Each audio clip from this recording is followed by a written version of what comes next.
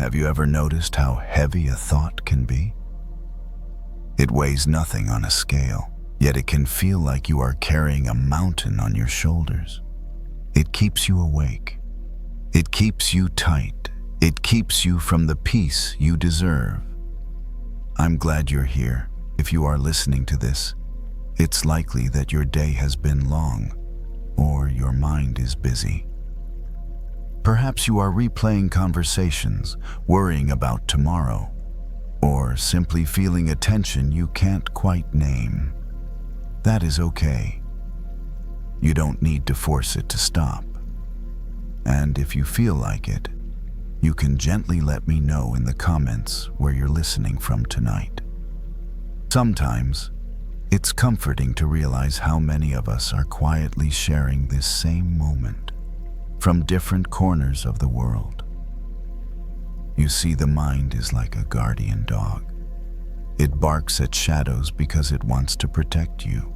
We don't need to yell at the dog to be quiet. We just need to gently let it know that we are safe, so it can lay its head down and rest. For the next hour, I am going to share a collection of stories with you. These aren't just fairy tales. They are mirrors. Some are from the Zen tradition, some from Stoic philosophy, and some are simple metaphors for the human experience. Each story revolves around two things: the art of letting go and the discovery of your inner strength. You don't need to memorize these stories. You don't even need to listen to every word. If you drift off to sleep in the middle of a sentence, that is perfect. That is the goal. Think of my voice as a gentle breeze. You can enjoy it while it's there, but you don't need to hold on to it. Get comfortable now. Adjust your pillows. Let your shoulders drop away from your ears. Unclench your jaw. Let's begin with our first journey, a journey about the weight we choose to carry.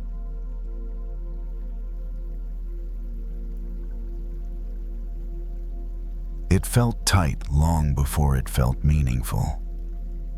Not the kind of tightness that hurts right away, but the slow, constant kind. Like wearing a jacket that's one size too small, and telling yourself you'll get used to it. At first, it's just uncomfortable. Later, it's all you can think about. The room was warm, too warm. Laundry machines lined the wall, humming and thumping in steady cycles. The air smelled faintly of detergent and hot fabric.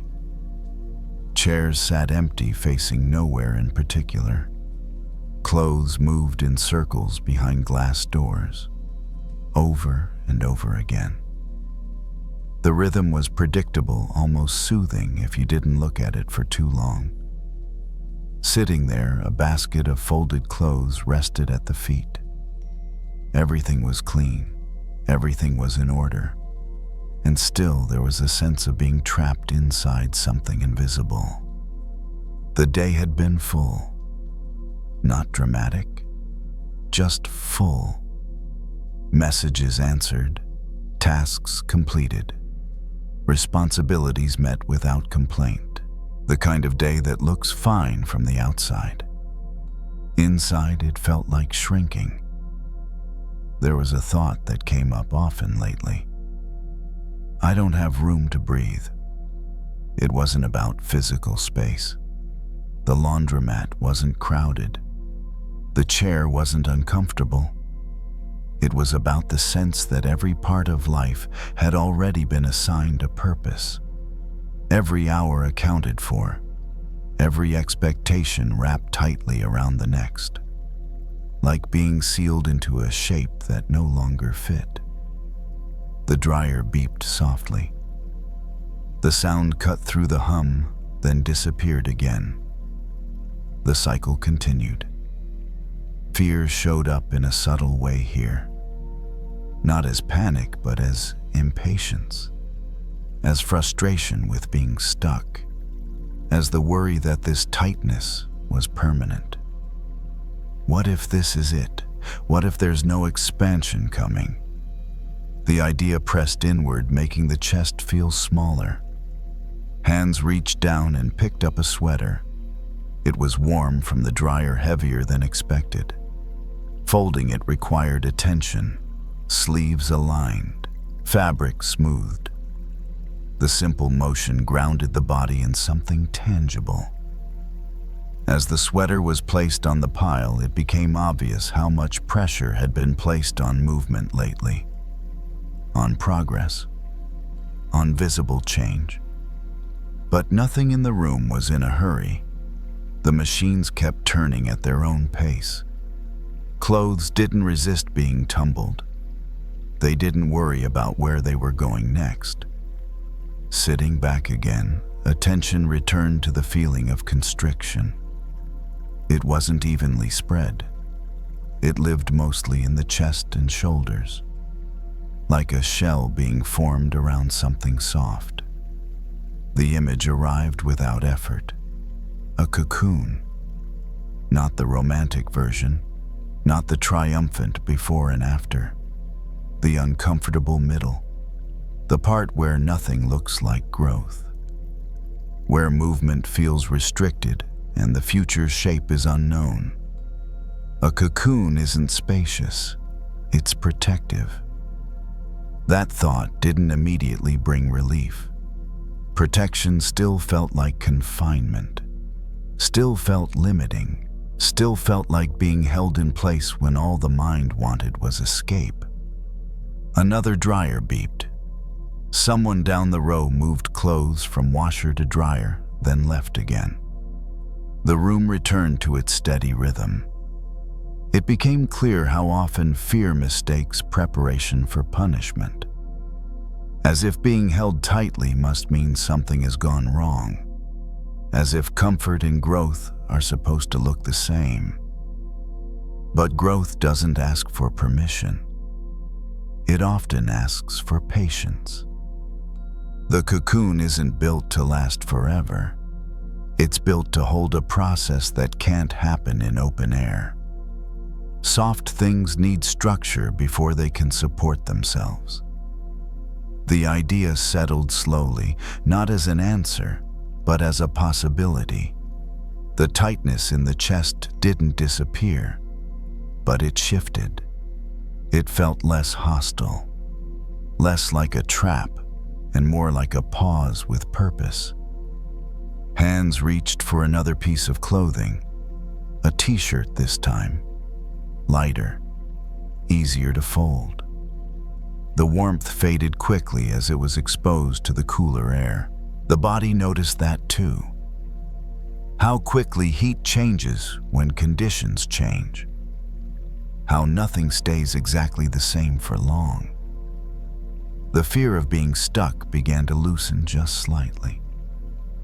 Not because the situation had changed, but because the meaning had. Maybe this wasn't stagnation. Maybe it was containment. Maybe the discomfort wasn't a signal to break free, but a sign that something inside was reorganizing. Quietly, without spectacle. The basket filled. The machines slowed toward the end of their cycles. The room stayed warm, but the body felt steadier. The cocoon hadn't opened, but it didn't need to yet. For now, it was enough to sit in the tightness without fighting it, to trust that pressure wasn't always the enemy, that some transformations required darkness, stillness, and time. The dryers clicked and stopped. Silence settled briefly before the hum resumed elsewhere. And in that pause, the idea remained. This might not be the end of movement. It might be the middle. Later, the tightness showed up in smaller ways, not as pressure this time, but as slowness. Movements felt deliberate, Even simple things took a little longer than usual, like the body was insisting on a different pace. At home, the lights were low. The day had finally released its grip, but the feeling of being enclosed hadn't vanished with it. It followed quietly, settling into the chest, the back, the spaces between thoughts. Fear returned too, but softer now. Less demanding, more curious. It asked whether this waiting had a purpose, whether the stillness was leading somewhere, or if it was just another form of delay. Sitting on the edge of the bed, attention dropped inward. The breath moved shallowly at first, then deeper, as if it had been given permission. The body felt dense, compact, like it had been wrapped carefully from the inside out. A cocoon doesn't look like progress from the outside. It looks like nothing is happening. That's what makes it uncomfortable. The mind prefers visible motion. It likes evidence. It wants proof that effort is paying off. A cocoon offers none of that. It asks for trust without explanation. Lying down, the body curled slightly instinctively. Knees bent, arms drawn in. The position felt natural, even though it mirrored the very thing that had felt restrictive earlier. Protection doesn't always feel expansive. Sometimes it feels like being held. The thought settled slowly. The cocoon wasn't meant to be roomy. It was meant to be precise, shaped exactly for what was forming inside it. Growth here wasn't about adding more. It was about rearranging what already existed. Fear had been warning that this phase meant losing freedom.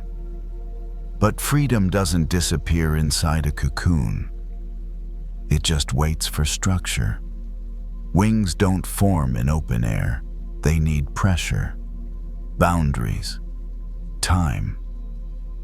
That realization didn't arrive as comfort. It arrived as clarity. The body wasn't being punished. It was being prepared. Muscles relaxed incrementally. The breath deepened again. The feeling of being trapped softened into a sense of being contained, supported even. Outside, the world kept moving. Cars passed. Lights flicked on and off in distant windows. Life didn't pause to check whether this moment felt meaningful. Inside, something quieter was happening. Fear had insisted that the tightness meant something was wrong. That ease should come first, and struggle meant failure. But the body knew better. It had learned this before in other forms. Strength comes after resistance. Flexibility follows tension. Flight begins with compression. The cocoon doesn't rush its work. It doesn't try to open early. Doing so would ruin the process. That felt important too. There was no need to escape this phase. No need to tear through the walls of it just to feel relief. Relief would come when the structure was ready to fall away on its own. Until then, the work was internal, invisible, slow. The body shifted again, finding a more comfortable position without fully stretching out. Even comfort respected the boundaries right now. Sleep approached gently without urgency. The fear of being stuck faded further into the background. Not because answers had appeared, but because the question itself had changed. Instead of asking, "When will this end?" something quieter asked, "What is being formed?" The cocoon didn't answer. It didn't need to. Its job was not to explain, but to hold. As sleep settled in, there was a subtle trust growing beneath the surface. A trust that pressure had a reason, that stillness wasn't stagnation, that this tight enclosed moment was not the opposite of freedom, but part of its construction. The cocoon stayed intact through the night, and that was exactly as it should be. Whatever wings were coming didn't need to be imagined yet. For now, it was enough to rest inside the shape that was making them possible.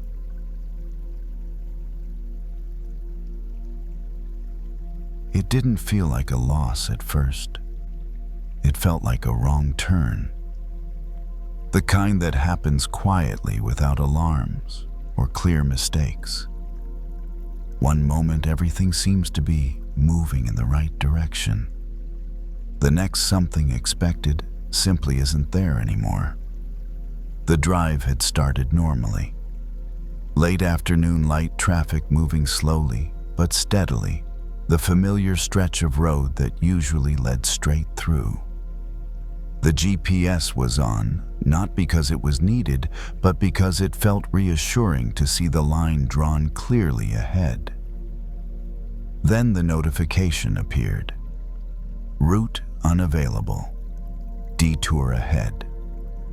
The screen adjusted instantly, redrawing lines offering alternatives that felt longer and less certain.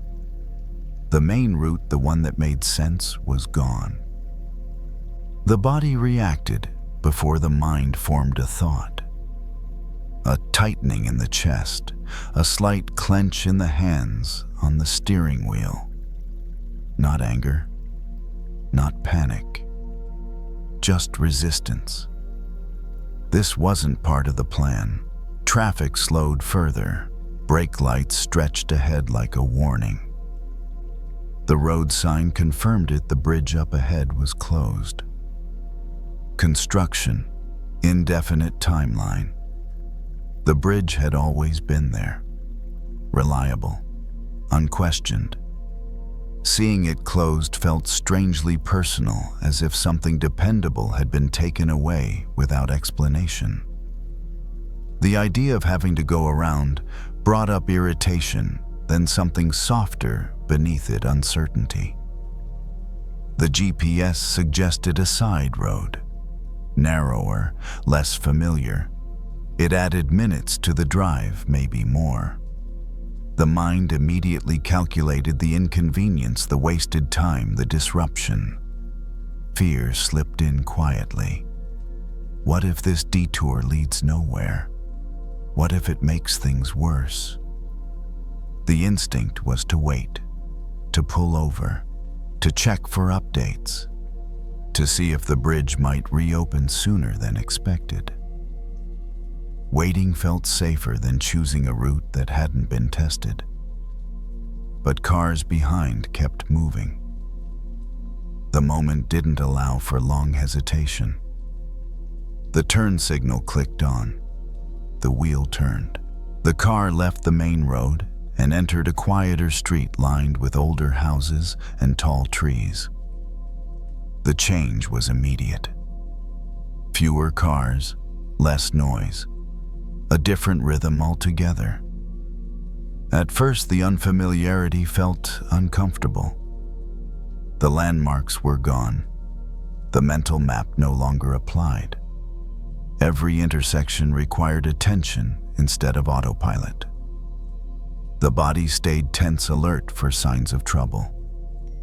The mind watched closely, ready to label the choice a mistake. But nothing went wrong. The road held. The car moved forward. The world continued. As the drive went on, something subtle shifted. Without the pressure of the main route, the pace slowed naturally. The shoulders dropped a fraction, the breath deepened. The detour wasn't empty. It was just different.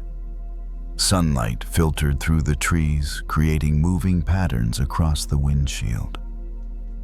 Houses passed by each one quietly, lived in each one part of a world that didn't exist on the highway. The fear that had insisted this was a setback began to lose its urgency. The bridge being closed hadn't stopped the journey. It had simply changed its shape. That realization didn't arrive as comfort. It arrived as surprise. How often does fear assume that the shortest path is the only valid one? That efficiency equals correctness. That deviation means failure. The broken bridge hadn't been a judgment. It hadn't been a punishment. It was just a condition. Eventually, the GPS adjusted again, guiding the car back toward a larger road. The estimated arrival time had shifted, but not drastically. Life hadn't collapsed because one structure was unavailable. The detour merged back into movement. There was still a sense of loss. The original route had been easier, familiar, predictable. But something else had been gained too, even if it couldn't be named yet. The body noticed less urgency now, less need to force arrival. The bridge remained closed somewhere behind, unused, out of reach. And maybe that was okay. For now the road ahead existed. It might be longer. It might be less direct. But it was still a road. Later, the broken bridge showed up again, even without the car. It appeared in smaller moments, in plans that didn't line up the way they were supposed to, in expectations that quietly fell apart without anyone to blame, in that familiar pause when something dependable suddenly wasn't available anymore. Fear recognized the pattern immediately. This wasn't the route. It brought back the same tension as before, the same urge to stop to wait to see if things might return to how they were. Because going back felt easier than continuing forward without a clear map. But there was another memory now too. The side road, the trees, the quiet stretch that hadn't existed in the original plan. That memory softened the reaction. Not every detour announces itself with signs and cones. Some show up as closed doors, canceled options, shifts that leave you standing still longer than expected. The mind labels them all the same way: interruption. But interruption doesn't always mean obstruction. Sometimes it means redirection. Sitting quietly later that evening, the body noticed how much effort goes into maintaining a single idea of progress. How tightly plans are held, not because they're perfect, but because they're familiar.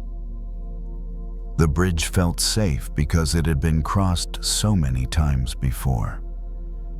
Its absence had triggered fear, not because the destination was gone, but because the method was. That felt important. Fear often disguises itself as loyalty to the plan. It insists that changing course means abandoning intention, that staying true requires staying the same. But the detour hadn't erased the destination. It had only asked for flexibility. The body remembered how attention had sharpened on the side road, how presence had increased once autopilot ended, how movement had become more conscious, more alive. Maybe the bridge breaking wasn't a failure of structure. Maybe it was an invitation to wake up. The idea didn't demand agreement. It simply existed as another way of seeing what had happened. Plans are built on assumptions. Roads stay open. Bridges remain intact. Conditions don't shift unexpectedly. When those assumptions break, fear rushes in to fill the gap, warning of loss and delay. But delay isn't always a setback. Sometimes it's a buffer. A pause that prevents something worse. A slower pace that allows adjustment. A longer path that teaches endurance. The detour had asked for patience. It had also offered something unexpected, a sense of agency. Choosing the unfamiliar route had required trust in the moment, not in the map. That trust didn't feel dramatic. It felt practical. You turn, you drive, you respond. Life rarely asks for certainty. It asks for participation. The broken bridge hadn't demanded a new identity or a grand decision. It had only asked for a willingness to keep moving without guarantees. That willingness lingered now, even off the road. When another small plan fell through a meeting rescheduled, a timeline adjusted. The body noticed the reaction earlier than usual. The tightening, the resistance, and then the release. There were other roads. There always were. They might not be visible right away. They might require slowing down, paying closer attention, letting go of efficiency for a while. But they existed. The bridge remained broken somewhere out of sight. Construction crews would fix it eventually, or they wouldn't. Either way, the world had already adapted. The journey continued, not in spite of the detour, but through it. That felt like the quiet lesson hidden in the delay. When the direct path disappears, it doesn't mean you've lost your way. It means you're being asked to find it differently, and finding it differently doesn't make it less real. It just makes it new. The body settled into rest that night, without needing the map to resolve itself. The road ahead didn't have to be known yet. It only had to be walked or driven one stretch at a time. The bridge being broken no longer felt like a threat. It felt like a reminder. Sometimes the fastest way forward is the way that teaches you how to keep going when the old way is no longer available. And that quietly was enough.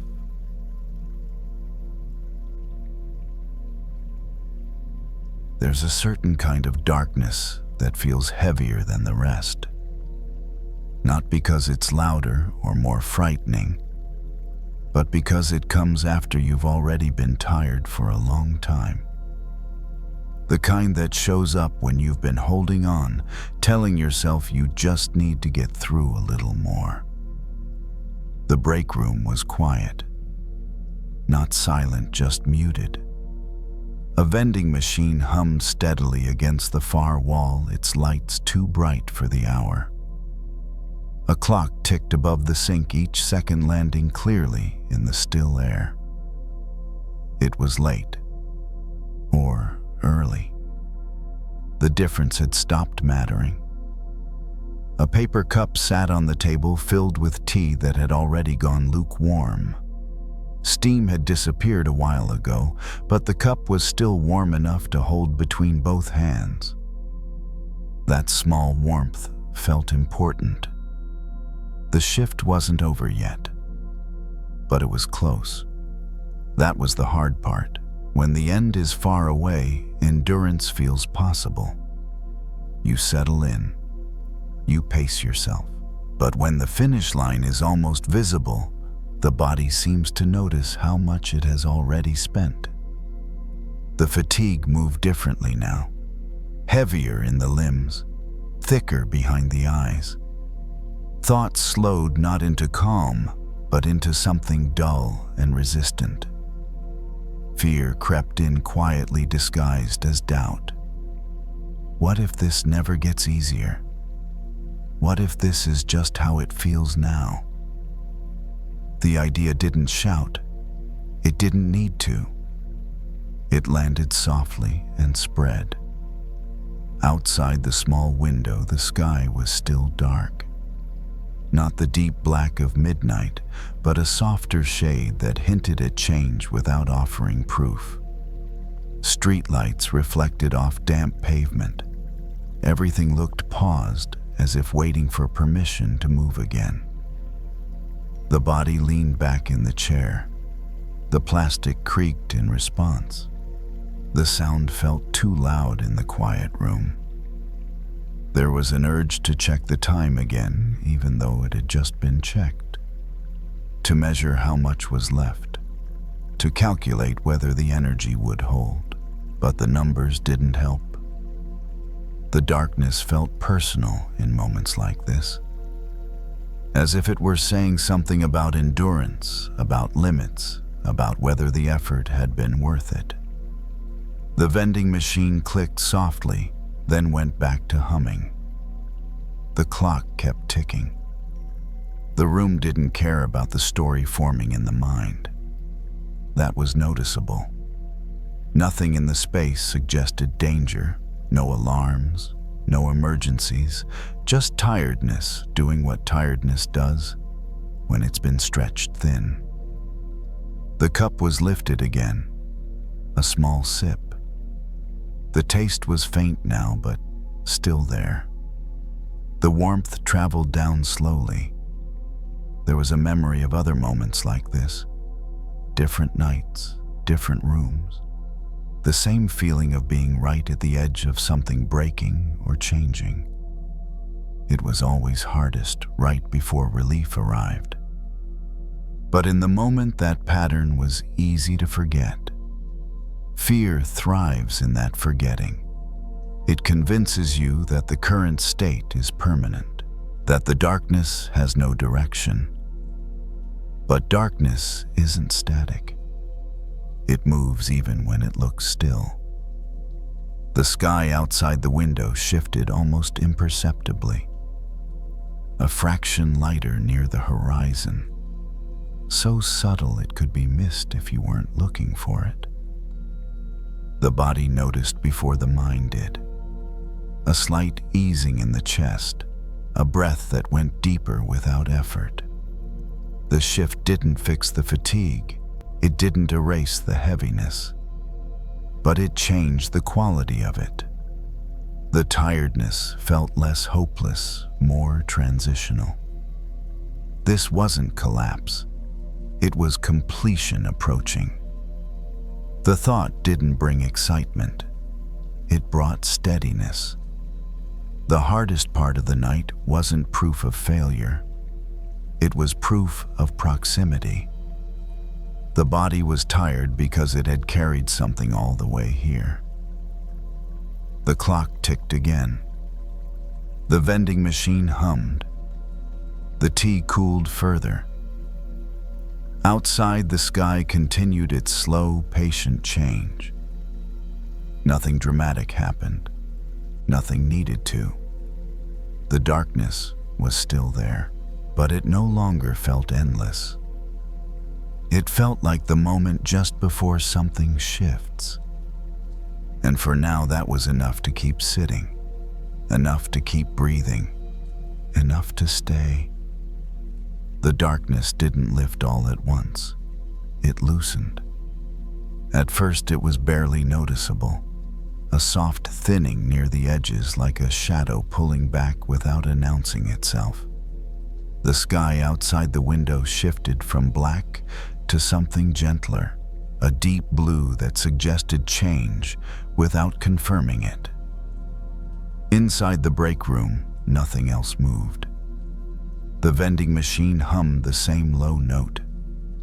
The clock kept its steady pace. The cup sat empty now, warmth long gone, but still held between both hands as if it could remember what heat felt like. Fatigue settled deeper into the body, but it changed texture. Earlier, it had felt sharp, almost brittle.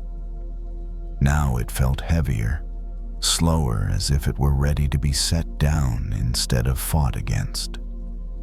Fear tried once more to make meaning of the moment. It asked whether this heaviness was a sign of reaching a limit. whether something important had been used up for good. But the body didn't answer. The body had learned something over many nights like this. That exhaustion at this hour doesn't signal danger. It signals closeness. The end of effort, not the failure of it. The sky outside grew lighter by degrees. No sudden reveal, just patience. A quiet insistence that morning didn't need permission to arrive. That felt important. So much fear comes from the belief that relief must be earned through vigilance. That if you stop watching closely, something bad will happen. But morning doesn't require attention. It comes whether it's expected or not. The room felt different now, though nothing in it had changed. The walls seemed less confining. The hum of the machine less intrusive. The ticking clock no longer sounded like a countdown. The body noticed a small shift in posture. The spine straightened slightly. The shoulders rolled back not because they were told to, but because they were ready. Outside, the horizon softened. The sharp contrast between dark and light blurred into a gradient. The streetlights still burned, but their authority had faded. Fear had nothing new to say. It had warned that the night would last forever. It had insisted that this tiredness meant something was wrong. But the sky offered quiet evidence to the contrary. Darkness hadn't been a mistake. It had been a phase. The thought settled without ceremony. No triumph. No lesson to remember. Just a sense of things moving as they always had, even when it felt otherwise. The cup was set down. Hands rested on the table. The body leaned forward slightly, readying itself for the next small task. Not energized, just capable. The hardest hour had passed.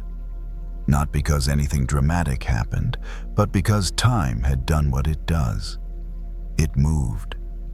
Slowly, reliably.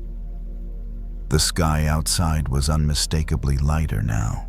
Not bright, not warm, but clearly changing. Morning was on its way. The realization didn't bring joy. It brought relief. The quiet kind that doesn't ask to be shared. The kind that allows the body to stop bracing. Fear slipped away, not defeated, just unnecessary. There would be more nights like this, more stretches of darkness that felt endless while they lasted. But there would also be more mornings arriving without being summoned. The body breathed in, breathed out. The shift ended soon after. The room filled with movement again, footsteps, voices, the ordinary noise of a day beginning. But for a moment longer there was stillness. The memory of this hour stayed not as a warning, but as reassurance. When things feel darkest, it doesn't mean you've missed the light. It often means you're closer to it than you think. And you don't have to force the sky to change. You only have to stay. That was enough.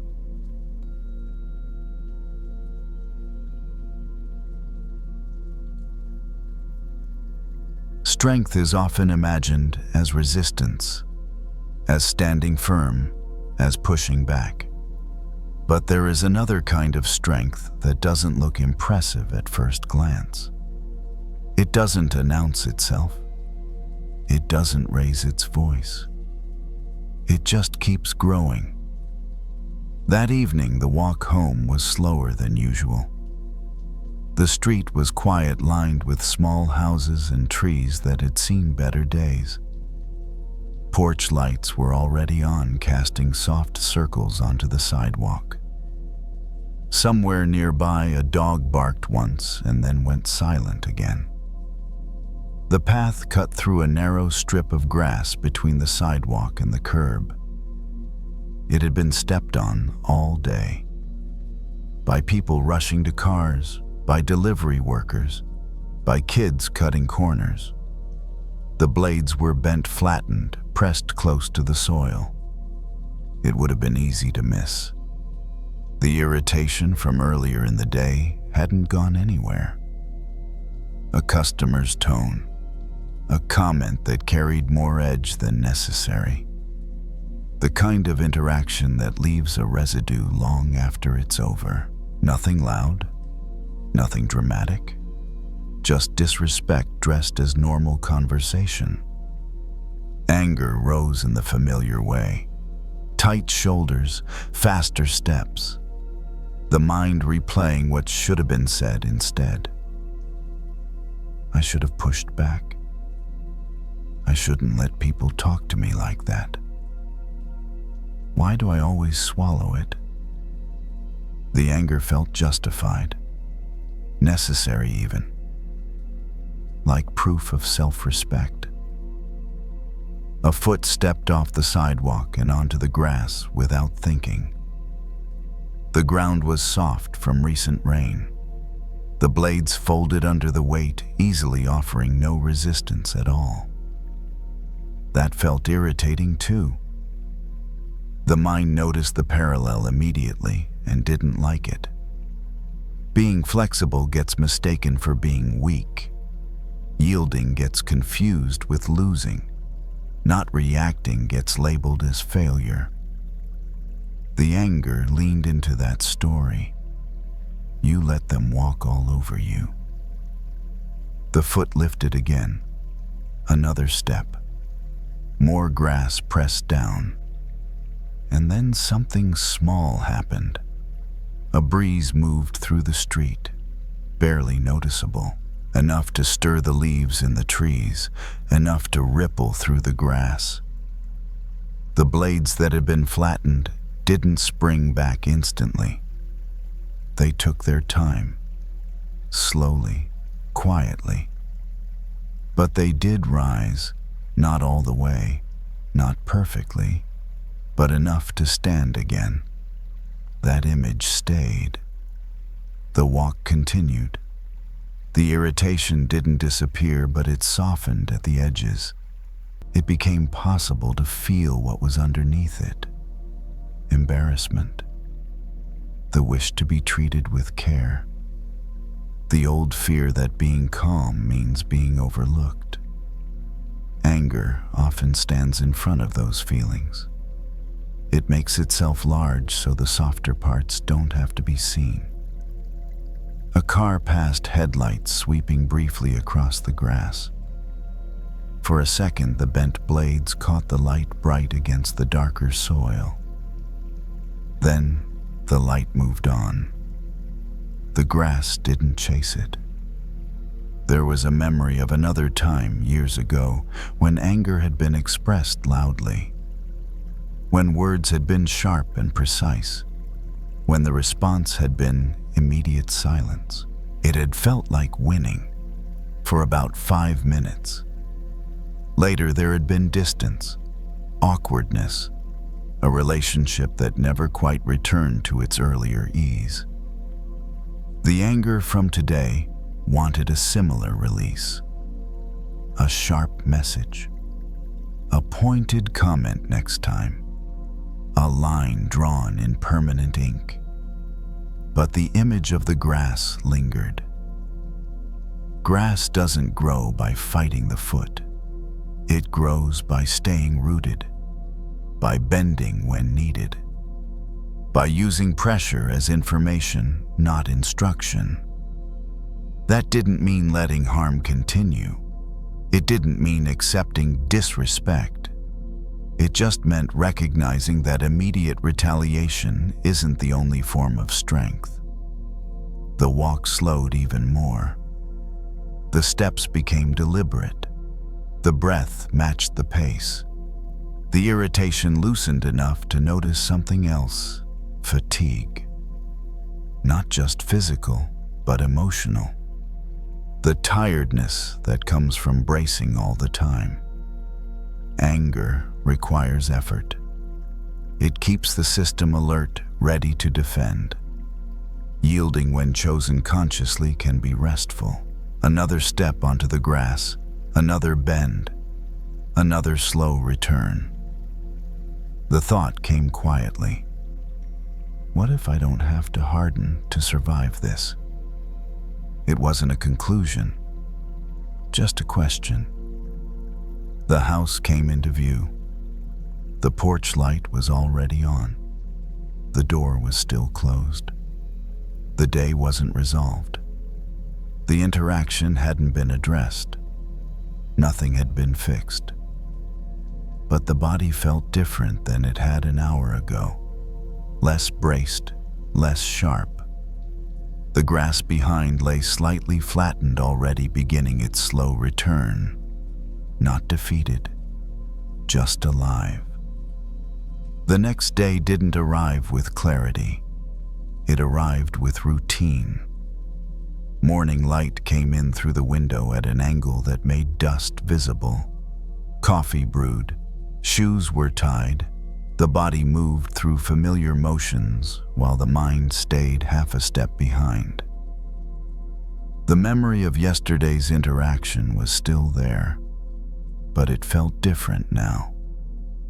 Less sharp, less demanding. Like something that could be looked at without flinching. Later, it happened again. Not the same person, not the same words, just a similar tone, slightly dismissive, slightly rushed. The kind of tone that suggests your presence is an inconvenience. The familiar surge rose up. This time it was noticed earlier, before the shoulders tightened, before the jaw set. The body remembered the grass. There was a moment, small, almost invisible, where a choice appeared. Not between fighting and surrendering, but between reacting and responding. The words came out calmly, not soft, not apologetic, just clear, short, measured. Nothing dramatic happened. The other person paused, adjusted, moved on. No apology, no acknowledgement. Just a subtle shift in the air, like pressure changing slightly. That surprised the anger. It had expected a battle or a collapse. Instead, there was neither. Later, walking again, the path passed the same strip of grass. More footprints now, more bending, more quiet recovery. It became clearer then that being like grass didn't mean allowing harm. It meant staying rooted while adapting. It meant choosing flexibility without losing direction. Anger often insists that strength must be loud to be real. But loud strength burns quickly. It needs constant fuel. The strength of the grass doesn't exhaust itself proving anything. There was relief in that realization, a subtle one. The kind that doesn't announce itself but stays. The irritation from the day didn't need to be carried home. It didn't need to be rehearsed or sharpened. It could be set down. That night, the body felt less braced. Sleep came without replay. The grass outside continued its quiet work, not because it was weak, but because it knew how to live.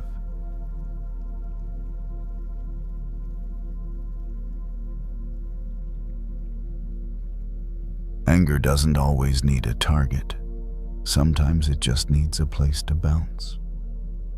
That night, the room was quiet enough to hear the low hum of electricity in the walls. A single lamp was on. The rest of the apartment stayed dim. Outside, the city moved at a distance reduced to muffled sound and light. The phone lay in one hand, screen glowing softly. A message had been read earlier, not sent to this person directly. Just something seen in passing. A comment, a post. A few careless words stacked together and released into the world. It wasn't personal, and yet it felt personal. The words had a sharpness to them, a tone that suggested judgment, superiority, a casual cruelty disguised as honesty. Anger rose quickly, not slowly this time. It felt immediate, reflexive. The thumb hovered over the screen, already forming a response. The mind knew exactly what to say. It had sentences ready, clear, cutting, clever in the way that feels satisfying later in the shower. This wasn't about fixing anything. It was about answering. About not letting something stand uncontested. The room stayed silent. The phone buzzed faintly with other notifications. None of them mattered. The urge to respond felt clean, almost virtuous. If I don't say something, this kind of talk just keeps spreading. Anger is good at borrowing moral language. The comment was read again, then again, each time it seemed worse, more intentional, more ignorant. The mind began to fill in the person behind the words, their tone, their habits, their character. A whole person was built out of a few lines of text. The thumb began to move. Words appeared, then disappeared. A draft took shape. It was sharp but reasonable, firm but not insulting. The kind of response that could be defended if needed. The chest felt tight. The breath shallow. The body leaned slightly forward, as if already entering an argument. Then something else became noticeable. The room was amplifying the anger. Every thought bounced back louder than it arrived. The quiet made the words heavier. The isolation gave the mind too much space to echo itself. It felt like standing in a cave and shouting insults, only to have them return stronger, harsher, multiplied. That image landed. An echo chamber doesn't create sound. It just repeats it. The anger hadn't come from the room, but the room was giving it nowhere to go, except back. The thumb stopped moving. The draft stayed unsent. The phone was set down on the table. Face up this time. The light felt brighter than before. It became clear how easily the anger had been fed. A sentence had entered the mind, and the mind had decided to become its amplifier. What had been irritation was turning into identity. This is who I am. This is what I stand against. That's how anger recruits. It asks you to become its voice. The lamp buzzed faintly. The air conditioner clicked on. The ordinary sounds of the room reasserted themselves. The anger didn't disappear, but it paused. There was a realization then, uncomfortable but precise. Responding wouldn't stop the words from existing. It would only add another voice to the cavern. The mind resisted. Silence equals agreement. But silence doesn't always mean approval. Sometimes it means refusing to become a surface for reflection. The phone was picked up again. The draft was still there. Reread once. It sounded different now. Less strong, more performative. Like something written to be echoed, not heard. The words were deleted. Not because they weren't justified, but because repeating them would only keep them alive. The anger settled into something else. Not calm, not peace, just restraint. The room felt larger again, less charged. The echoes softened. The original comment still existed somewhere out there, unanswered, uncorrected. But it wasn't bouncing around in this room anymore. And for the first time since reading it, the anger wasn't multiplying. The phone stayed on the table longer than expected. Not out of discipline, out of a strange loss of interest. The anger that had felt sharp a few minutes ago now felt repetitive, like a sound that had already been heard too many times. The room was still quiet, but it no longer felt like a cave. The echoes had softened. Ordinary sounds returned to the foreground, the hum of the refrigerator, the faint traffic outside a neighbor's footsteps overhead. The mind tried again. It brought the comment back, framed a different response this time. Kinder, maybe, or more explanatory. Something that would add context, something reasonable. But the body reacted the same way. A subtle tightening, a familiar forward lean. The sense of entering a space where nothing ever really lands. That was the pattern. Any response, no matter the tone, pulled the mind back into the same chamber, the same loop, the same amplification. It became clear that the issue wasn't whether the response was right or wrong. It was what responding did to the one doing it. Anger wants an audience. If it can't find one, it'll make one inside your own head. Standing up, the body moved toward the window. The city lights were scattered uneven. Some windows lit, others dark. So many lives continuing completely untouched by the sentence that had felt so urgent earlier. The comment had already moved on, buried under newer posts, newer opinions, newer outrage. But inside this room, it had been given a microphone. That realization wasn't comforting. It was clarifying. The power of words isn't just in what they say.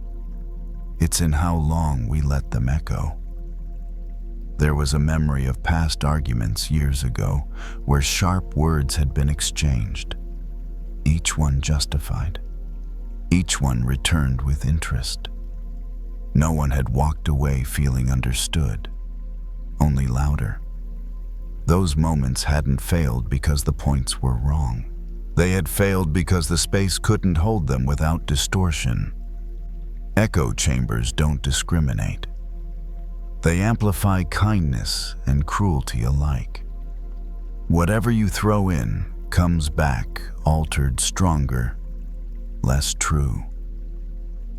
The phone was picked up again, not to respond, just to turn it off. The screen went dark. It felt quieter immediately, not peaceful, just less stimulated, less reactive. Anger doesn't disappear when ignored, but it does lose its momentum when it's not rehearsed. The thought arose. There's a difference between speaking and sounding off. Speaking aims to be heard. Sounding off aims to release pressure. Echo chambers reward the second and punish the first. That didn't mean silence forever. It didn't mean never naming harm. It just meant choosing the right spaces, the right moments, the right tone. Not every room needs to be used. The body returned to the chair. The lamp cast the same soft light as before. Nothing dramatic had changed, but something important had not happened. The anger hadn't been fed. It hadn't been given a surface to bounce off of. It hadn't multiplied. Instead, it had been contained. There was a subtle relief in that. Not the relief of being right. The relief of not being pulled. The comment would exist tomorrow, and the day after, and then disappear into the noise like everything else. What mattered more was the choice made tonight to not become a chamber for words that didn't deserve to live rent-free inside. The room felt neutral now, just a room again. The echo was gone, and that was enough.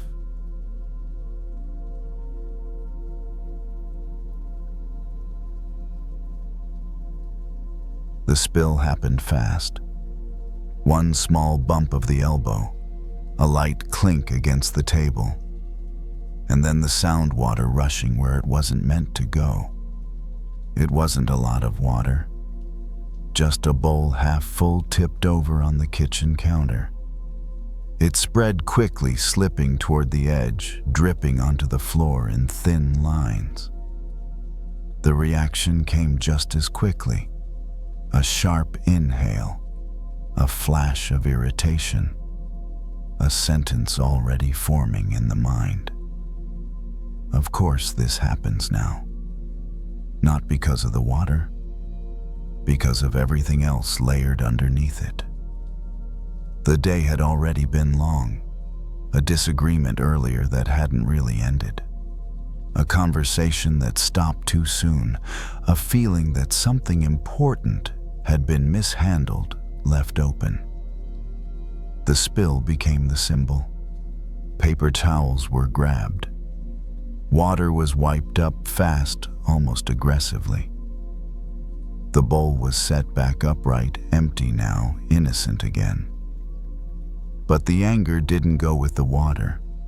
It stayed tight in the chest, looking for somewhere else to land. The mind jumped backward in time. To the argument, to the words that should have been said, to the apology that hadn't come. The bowl on the counter faded from importance, replaced by the image of that unfinished moment. Anger has a way of convincing us that if we replay the past hard enough, it will eventually change. The counter was wiped again, even though it was already dry. The towel moved back and forth faster than necessary. A thought surfaced loud and familiar. Why do I keep thinking about this? Another followed right after. Because it wasn't fair. That felt true. The unfairness sat heavy. It demanded attention. The bowl was moved to the sink. Water was turned on. The sound filled the space, steady and grounding. The hands moved under the stream, rinsing the bowl. There was nothing wrong with it. No crack, no damage, just empty. That's when the comparison arrived. Spilled water doesn't go back into the bowl, no matter how much you want it to, no matter how unfair the spill felt. The water is already gone. Standing there, hands wet, the mind resisted the idea immediately. This isn't the same thing. The argument wasn't water. The hurt wasn't accidental. Someone else had been involved. And yet, the feeling was similar.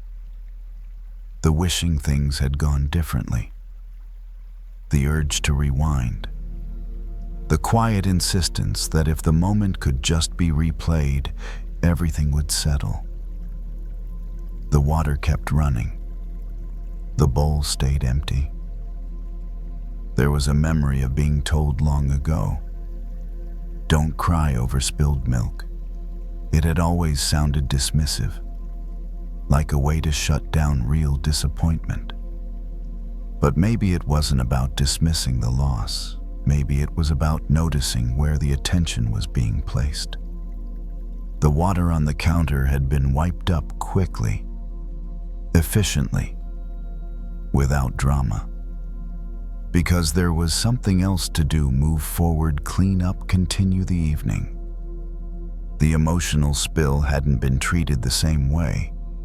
It had been stared at, replayed, argued with internally.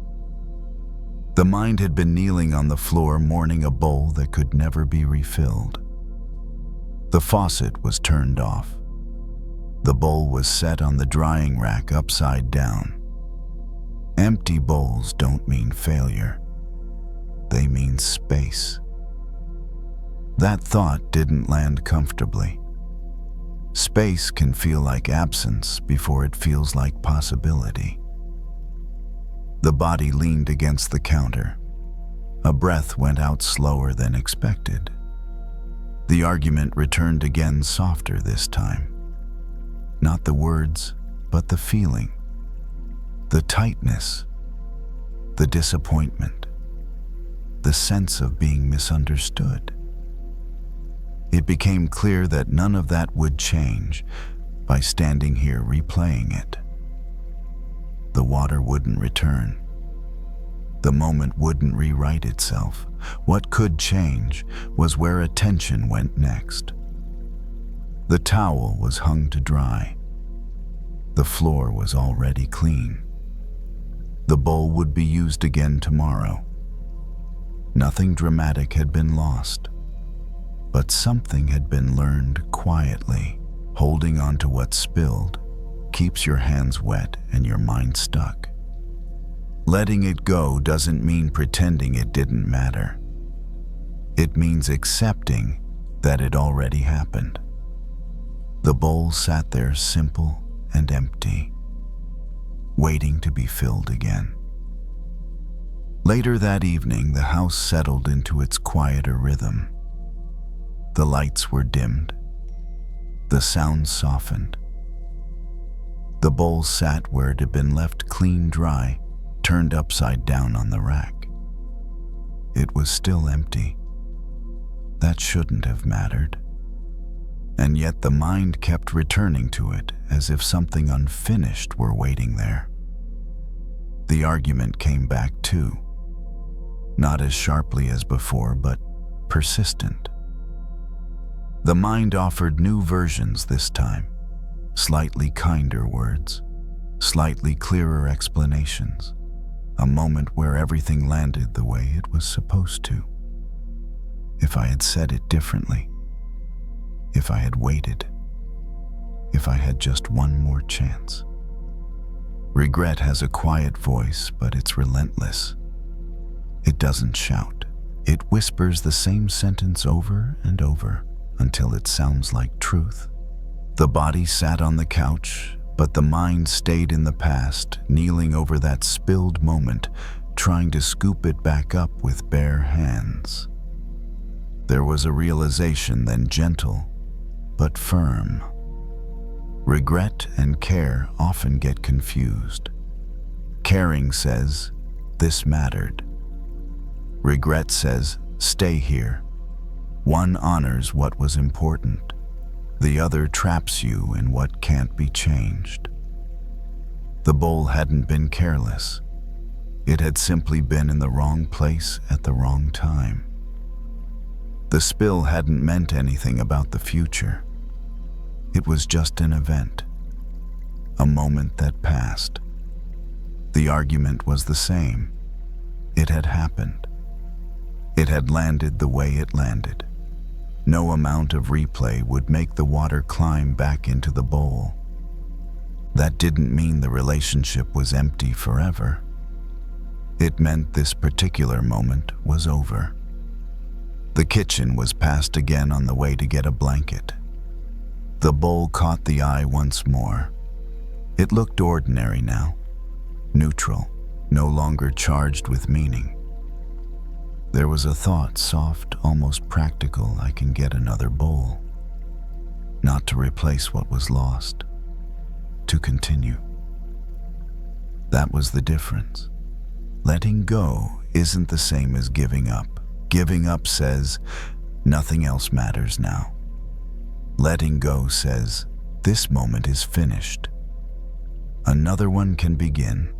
The mind resisted again briefly. But what if I'm letting them off too easily? That question carried the old tension. But letting go of spilled water doesn't excuse gravity. It just accepts it. Forgiveness doesn't mean denying harm. It means refusing to stay soaked by it. The blanket was pulled up. The body shifted, finding a more comfortable position. The breath slowed naturally without instruction. The argument faded further into the background. Still present, but no longer demanding center stage. Tomorrow there could be a conversation, or there might not. Either way, it didn't need to be decided tonight. Tonight was about drying off. The bowl would be filled again, maybe with soup, maybe with cereal, maybe with something entirely different. It would serve its purpose again because bowls are meant to be used, not mourned. The mind finally let go of the image of water spreading across the counter. The floor was dry. The towels were hung. The spill no longer existed anywhere except memory. And memory too can be set down, not erased. Just placed gently on a shelf where it doesn't need to be carried everywhere. The room grew quieter. The night moved forward. The bowl stayed empty for now. And that was okay.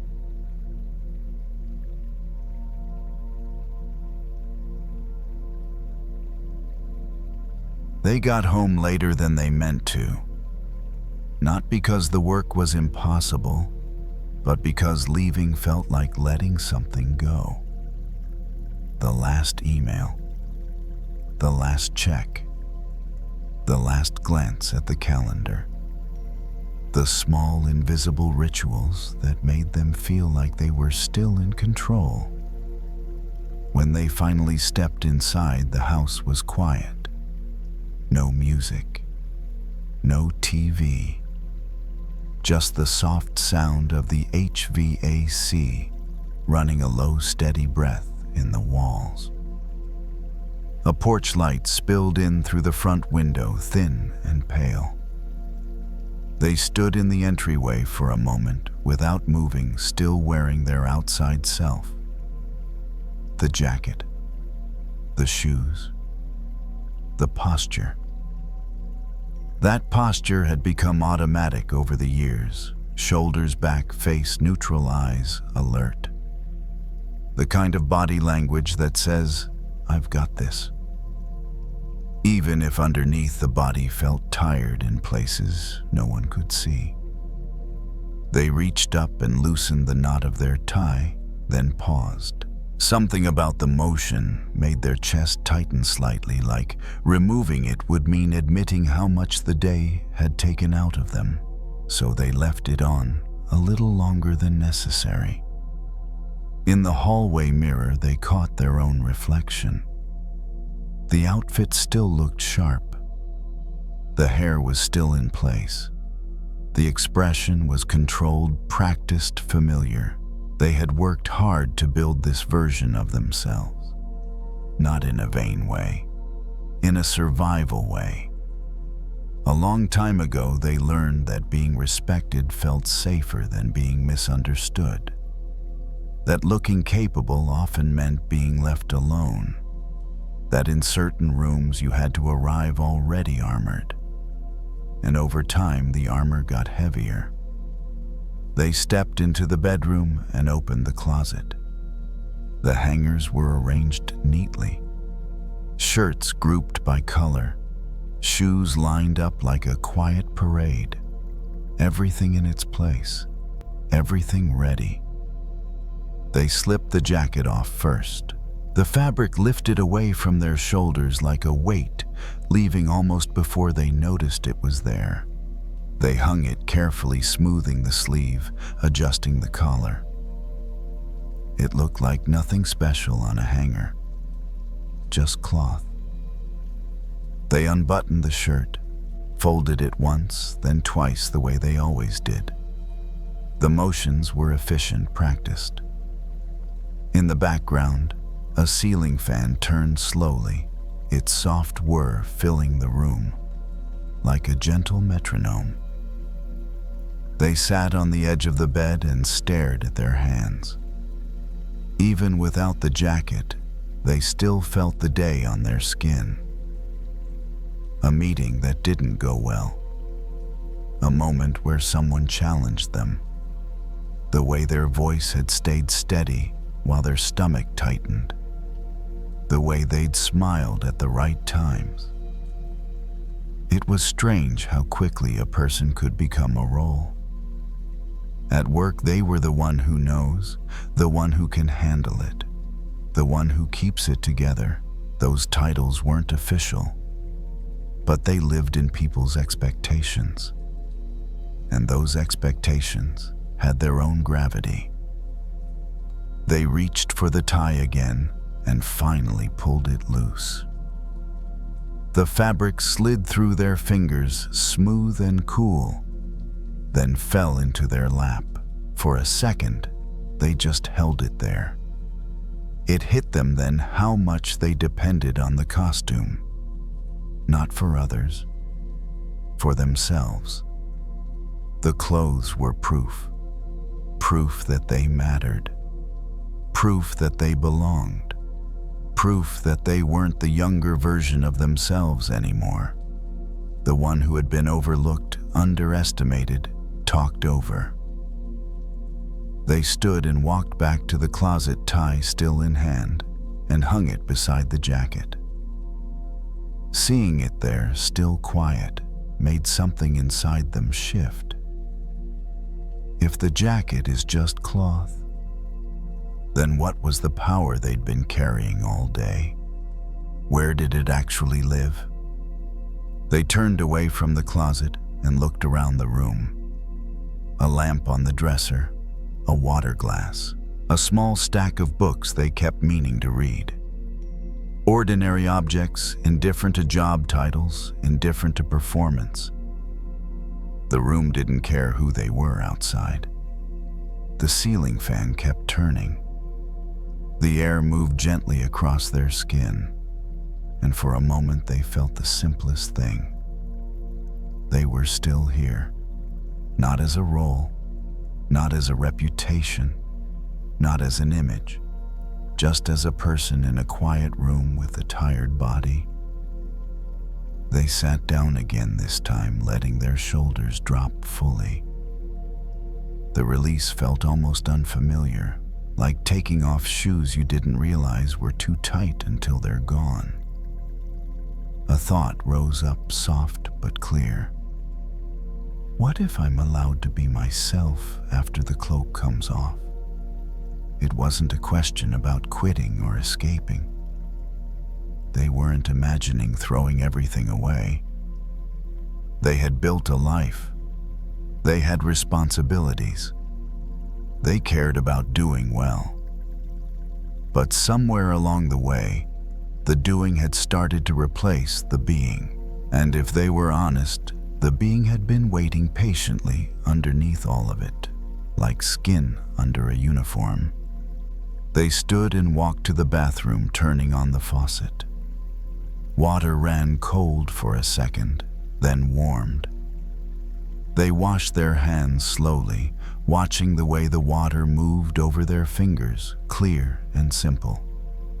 No performance, no outcome, just water doing what water does. They dried their hands and returned to the bedroom. On the hanger, the jacket stayed perfectly still. It didn't look impressive anymore. It just looked like something that could be taken off.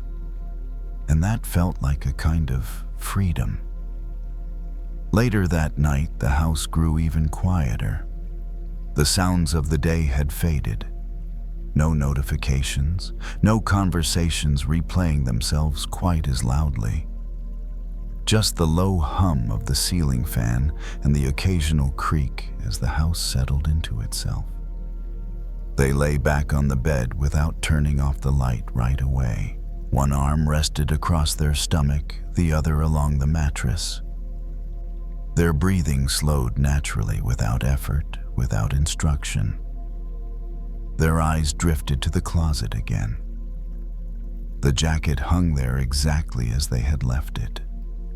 Neat, proper, still holding the shape it had worn all day, as if waiting to be called back into service. The tie beside it caught the light, slightly smooth and polished.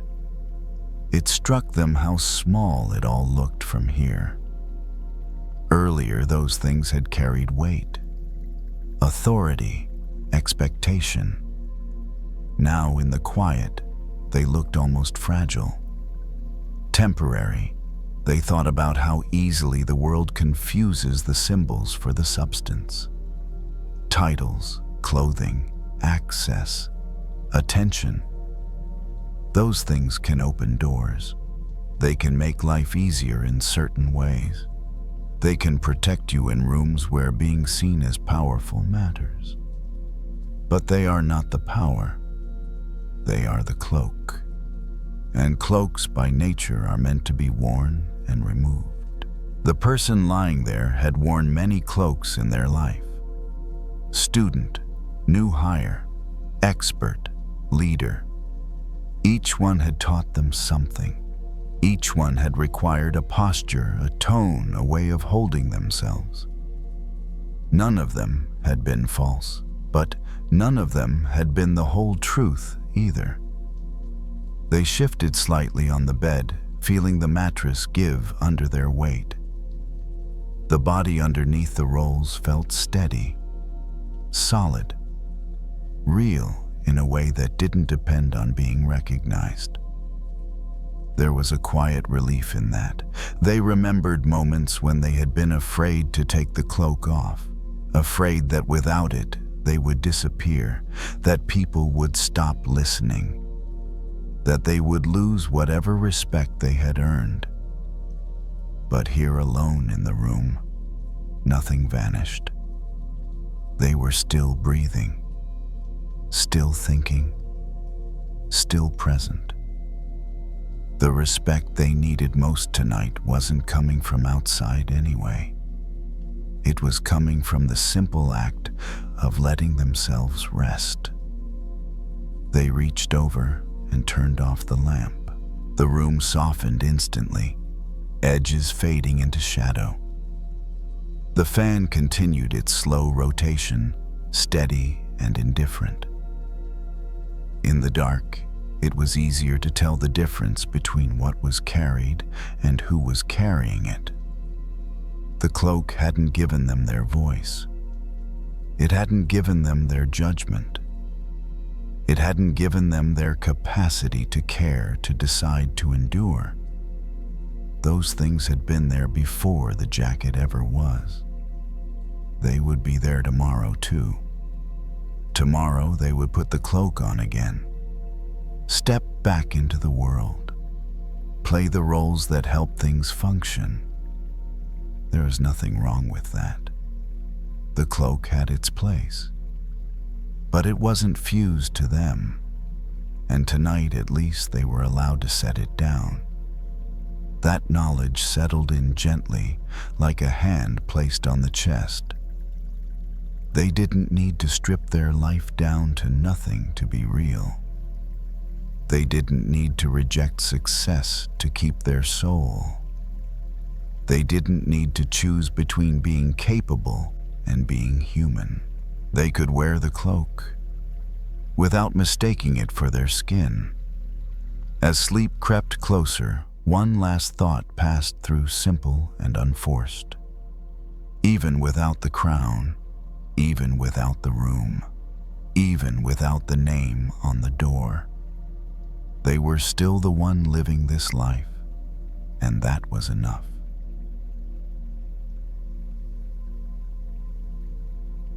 They noticed it first in their hands. Not the pain exactly, but the dryness. the fine cracks near the knuckles, the way the skin felt tight when they closed their fingers like it had been stretched too far and left there. It was late.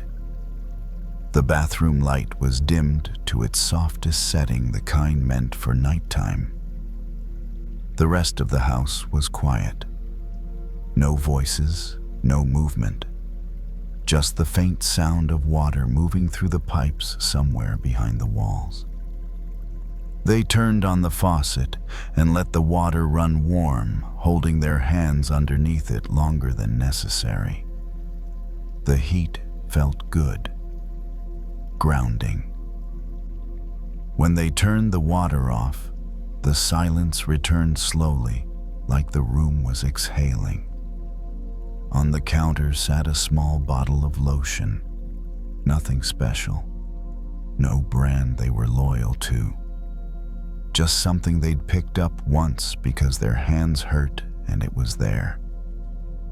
They pressed the pump and watched the lotion pool in their palm. For a moment they didn't move. All day they had been using these hands for other people. Typing messages meant to reassure, holding space for stories that weren't theirs, offering advice they hoped would help, even when they weren't sure it would. They were good at it. People said so often enough. "You're so supportive. You always know what to say. I don't know what I'd do without you." Those words had once felt like praise. Lately, they felt more like a responsibility. They rubbed their hands together slowly, spreading the lotion over their skin. The scent was light, almost unnoticeable. The motion was familiar, automatic. Something they'd done countless times without thinking. But tonight they noticed how careful they were being, how gentle. They moved the lotion into each finger, massaging the base of the thumb, the place that always ached first. The skin drank it in quickly, like it had been waiting. A thought passed through them, quiet and uncomfortable. When was the last time I treated myself this way? They had spent years learning how to respond to other people's pain, how to stay calm when emotions ran high, how to listen without interrupting, how to say the right thing without making it about themselves. Somewhere along the way, they had started doing the same thing to their own hurt, listening just enough to acknowledge it, then setting it aside, then moving on. They told themselves they were being strong, being practical, being generous.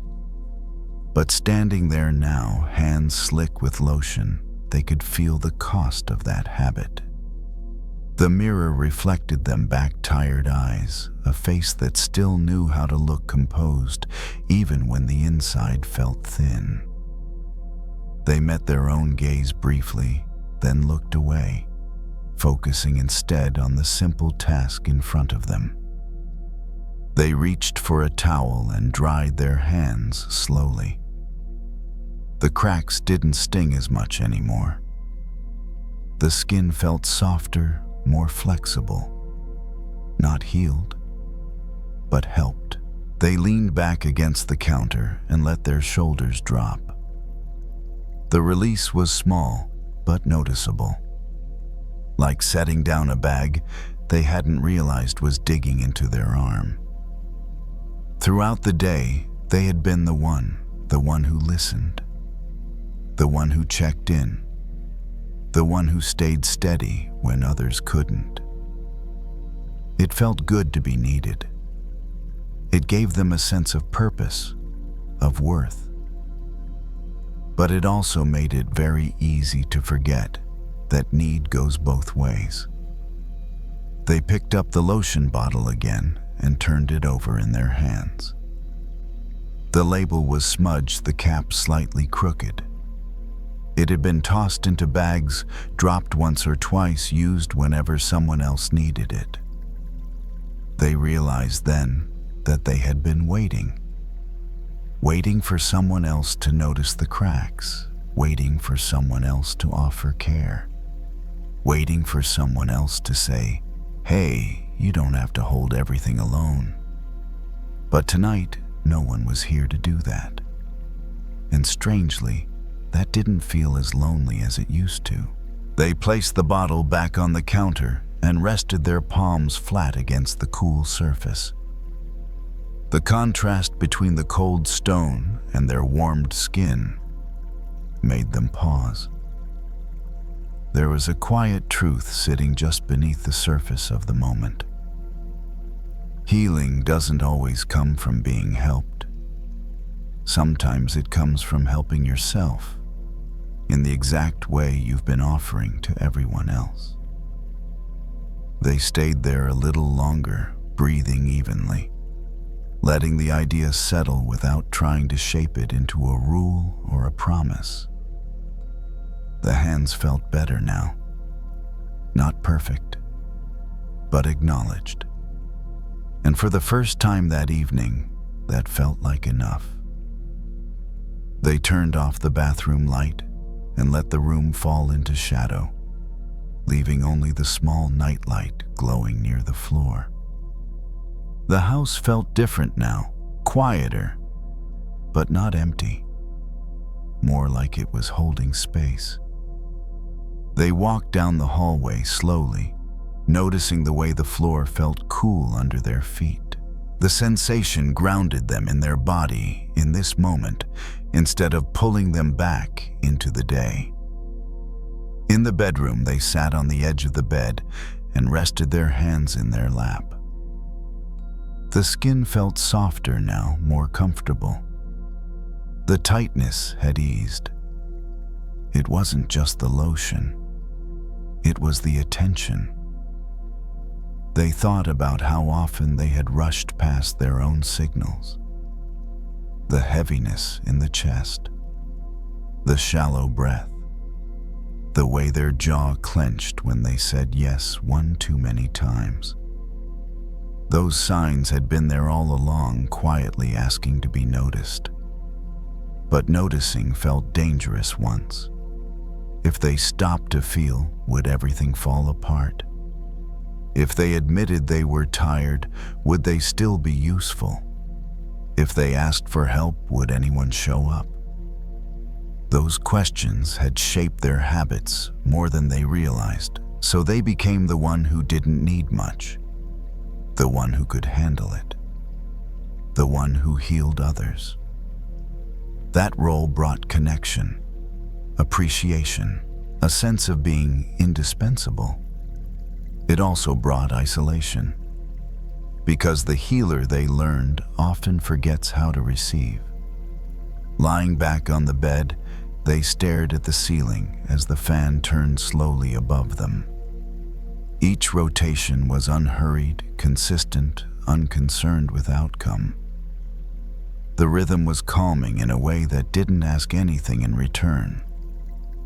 They placed one hand over their chest. The gesture felt awkward at first, self-conscious, like they were pretending. But they kept it there, feeling the rise and fall beneath their palm, feeling the simple fact of being alive without needing to justify it. They had offered this kind of presence to others countless times, sitting quietly while someone cried, staying with them in uncertainty, not fixing, not rushing. What would it be like to offer that same patience inward? They didn't answer the question. They didn't need to. They just stayed. The ache in their chest softened slightly, not because it was solved, but because it was finally being held. There was a quiet relief in realizing that healing didn't have to arrive as a breakthrough. It could arrive as a habit, as a series of small private acts of care that no one else ever sees. a glass of water when the body is dry, a pause before saying yes, a hand on the chest instead of another explanation. These weren't grand solutions. They didn't make good stories. They didn't earn praise. But they worked. The person they had been waiting for all along, the one who would notice, who would respond, who would tend the wound with gentleness, had been here the whole time. Not as a rescuer, not as a hero, just as themselves. The room stayed quiet. The night deepened. Tomorrow they would likely slip back into familiar patterns. They would listen, support, care. That part of them wasn't wrong or broken. But tonight something had shifted. They no longer believed that their worth came from being the one who held everything together. They no longer believed that neglecting themselves was the price of being needed. They were allowed to be both compassionate and cared for. As sleep approached, their breathing grew slower, deeper. The hand on their chest stayed there, warm and steady. The healer didn't disappear. They just learned how to turn the care inward, one small moment at a time.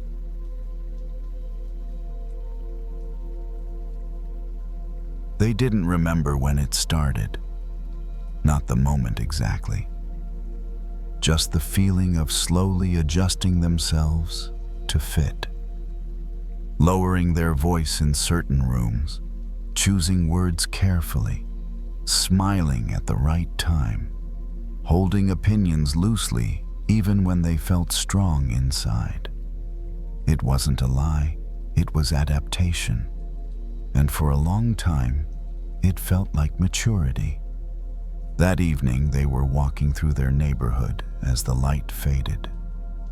Street lamps flickered on, one by one, casting soft pools of yellow on the sidewalk. Leaves crunched underfoot. Somewhere nearby, a dog barked once, then went quiet again. They walked without headphones, hands tucked into their jacket pockets, letting the night sound be enough. The day had been full of small compromises. Nothing dramatic, no conflict worth naming. Just moments where they felt themselves hesitate before speaking, where they checked the room before responding, where they adjusted not because they were afraid, but because it felt easier. Easier to be agreeable, easier to be flexible, easier to be liked. By the time they got home, they often felt strangely tired, even on days when they hadn't done much. The exhaustion didn't come from effort. It came from restraint, from holding parts of themselves back without noticing. As they walked, they passed a small park tucked between two streets. The lights were dimmer there, shadows stretching across the grass. A bird stirred in a tree, wings fluttering briefly before settling again. The sound caught their attention. It was soft, quick, instinctive. They stopped for a moment and looked up, though they couldn't see much through the branches. Just movement. Just the sense of something alive and alert responding to the night without hesitation. It made something tighten in their chest. They remembered a time when they moved like that. Not recklessly, just honestly. When choices came from a clear internal yes or no instead of a calculation. Somewhere along the way, they had learned to check themselves first. Will this make things awkward? Is this too much? Should I hold back a little? Those questions had become second nature. Protective, sensible, but also heavy. They resumed walking, steps slow and even. The rhythm of their movement matched their breathing, steady and calm. The street ahead curved, slightly disappearing behind a row of houses. They thought about how often freedom is misunderstood. People imagine it as escape, as leaving everything behind, as doing whatever you want without consequence. That kind of freedom had never appealed to them. What they missed was quieter. The freedom to respond without rehearsing. The freedom to say no without guilt. The freedom to say yes without explaining. The freedom to be aligned. They reached a corner where the sidewalk widened. A bench sat under a tree empty. They paused there, resting one foot on the curb, feeling the cool air move across their face. The truth was, they weren't trapped by anyone else. No one had asked them to disappear. No one had demanded they shrink. They had done it themselves, slowly, out of habit. Out of a desire to keep things smooth. Out of care. Care can be a beautiful thing. But when it's not balanced, it can turn into a cage. They leaned against the tree and closed their eyes briefly. The bark was rough against their shoulder, solid, real. A thought surfaced not as a challenge, but as a gentle curiosity. What if being myself is enough, even when it's inconvenient? The idea didn't feel rebellious. It felt relieving. They opened their eyes and noticed how quiet the park was now. The bird had gone still again. The street lamps hummed faintly. The night didn't demand performance. They took a deeper breath than before, chest expanding fully, then let it go without controlling the exhale. The body responded immediately, shoulders lowering just a fraction. It wasn't freedom as a grand declaration. It was freedom as a release. They pushed off the tree and continued walking, posture a little looser. Now steps a little less careful. Nothing visible had changed. Anyone watching would see the same person walking home. But inside, something had stretched its wings, not to fly away, just to breathe. They didn't suddenly change who they were. They didn't start speaking louder or saying everything that came to mind. They didn't make bold declarations or redraw the shape of their life overnight. What changed was smaller than that. As they walked the rest of the way home, they noticed how often they'd been holding their breath without realizing it. In conversations, in decisions, in moments where they waited for permission that never actually came. They let their breath move freely now, in and out, matching the pace of their steps. The body responded right away, as if it had been waiting for that signal. At the next intersection, a car passed slowly, headlights sweeping across the sidewalk. For a second, their shadow stretched long in front of them, then fell back into place behind. The image lingered. They had spent so much time trying to stay within certain outlines, certain expectations, certain versions of who they should be, depending on the room they were in. But shadows change with the light. They don't mean something is wrong. They just mean you're still here. They reached their front door and paused before going inside. The house was dark, quiet, familiar. A place where they didn't need to perform, or at least where they were learning not to. Inside, they set their keys down and leaned against the counter, feeling the cool surface under their palms. The day loosened its hold a little more. They thought about how often they'd mistaken safety for freedom, Safety had meant staying agreeable, staying predictable, staying small enough not to disrupt the balance. It had worked in a way. It had kept things smooth. But it had also kept them separate from themselves. Freedom, they were realizing, wasn't about pushing against anyone. It wasn't about rejecting connection or choosing solitude over belonging. It was about alignment. About letting the inside and the outside match, even when that felt slightly uncomfortable. Even when it meant allowing a pause instead of filling the space. Allowing a no instead of another yes. They sat down on the couch and rested their head back, eyes closing for a moment. The quiet wrapped around them, the hum of the refrigerator, the distant sound of a neighbor's TV through the wall. Ordinary sounds, ordinary life.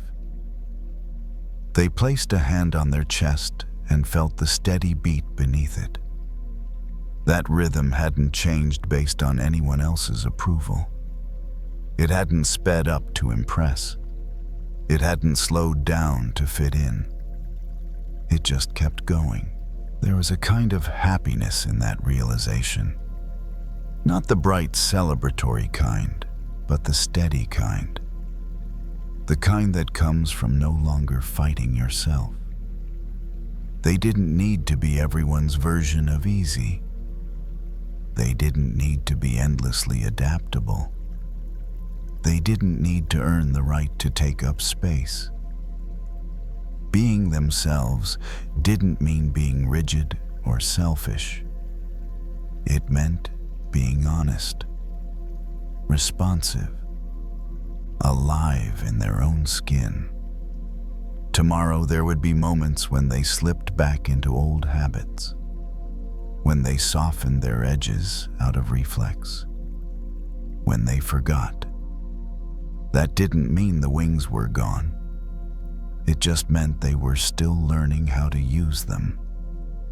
They lay back and let the night settle, fully breathing slow and even. Somewhere outside, something moved in the dark, unseen, unjudged, simply following its nature. They didn't need to fly away to be free. They only needed to stop folding themselves smaller than they were. And in that quiet decision made again and again in small moments, happiness found room to land.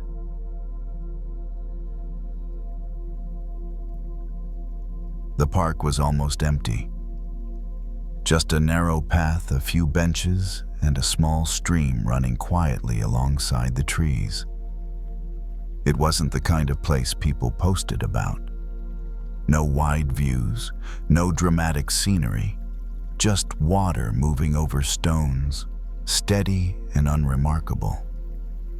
They stopped near the edge of the stream and stood there with their hands in their pockets. The air was cool, not cold. The kind that makes you aware of your breathing without asking you to change it. Earlier that day, they'd felt small. Not in a dramatic way. No one had said anything cruel.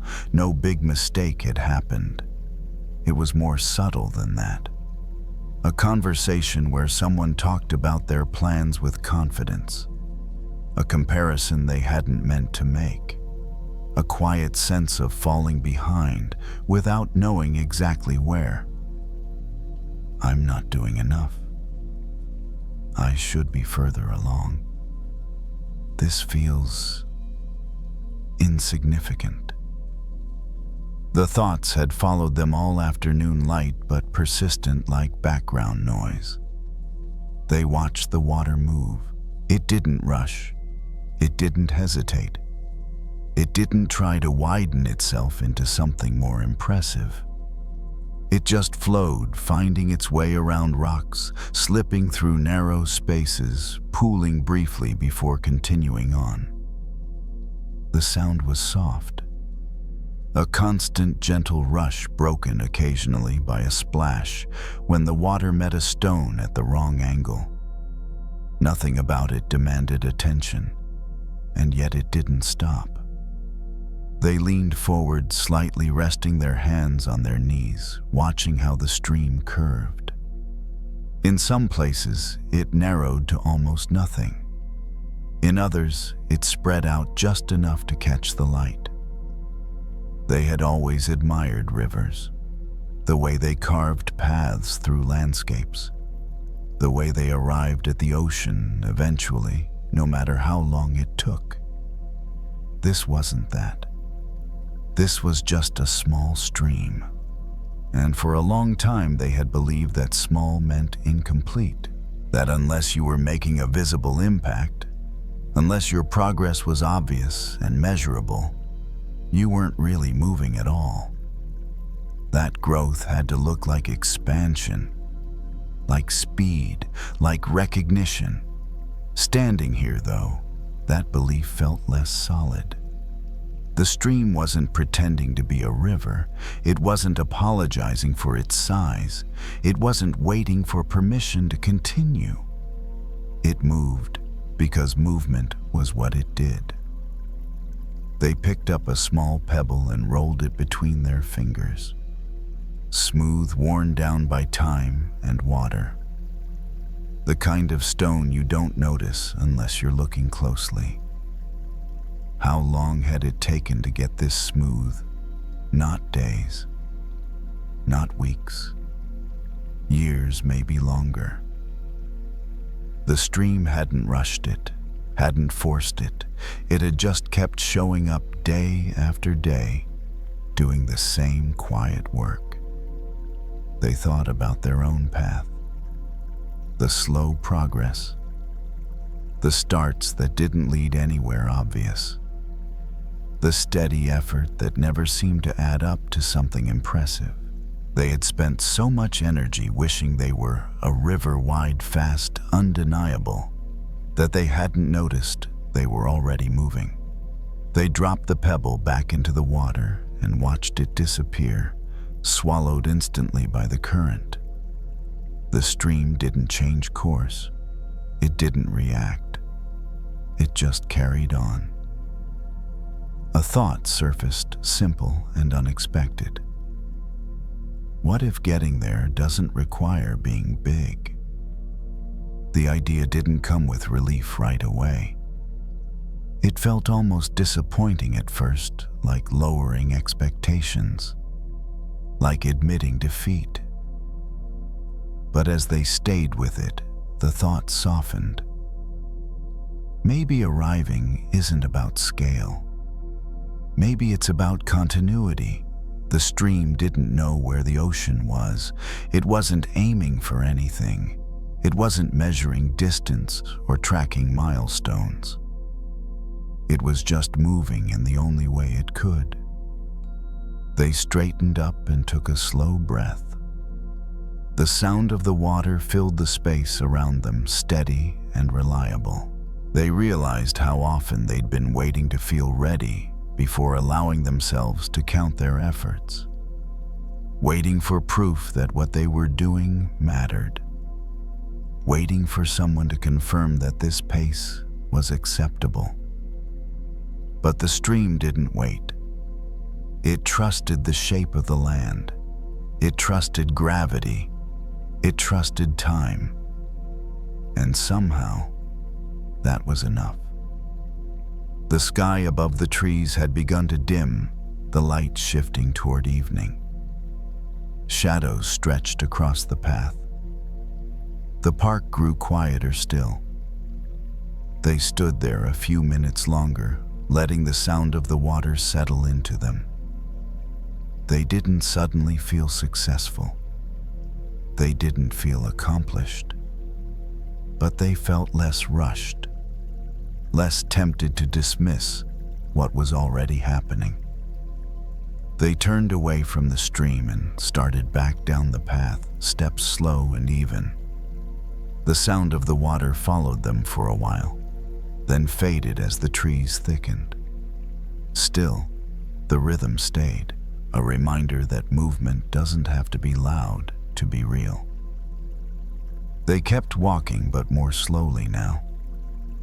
The path curved away from the stream, and the sound of water softened with each step.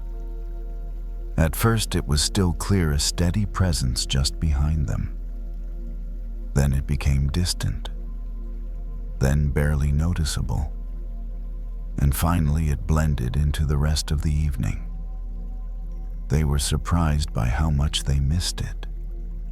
Not because it was beautiful or impressive, but because it had been constant, reliable. It hadn't tried to hold their attention. It had simply been there doing its quiet work. They thought about how often they judged their own life by volume. How loud is this success? How visible is this progress?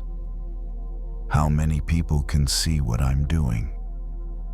Anything quieter than that felt easy to dismiss. They reached a bench near the edge of the path and sat down, resting their elbows on their knees.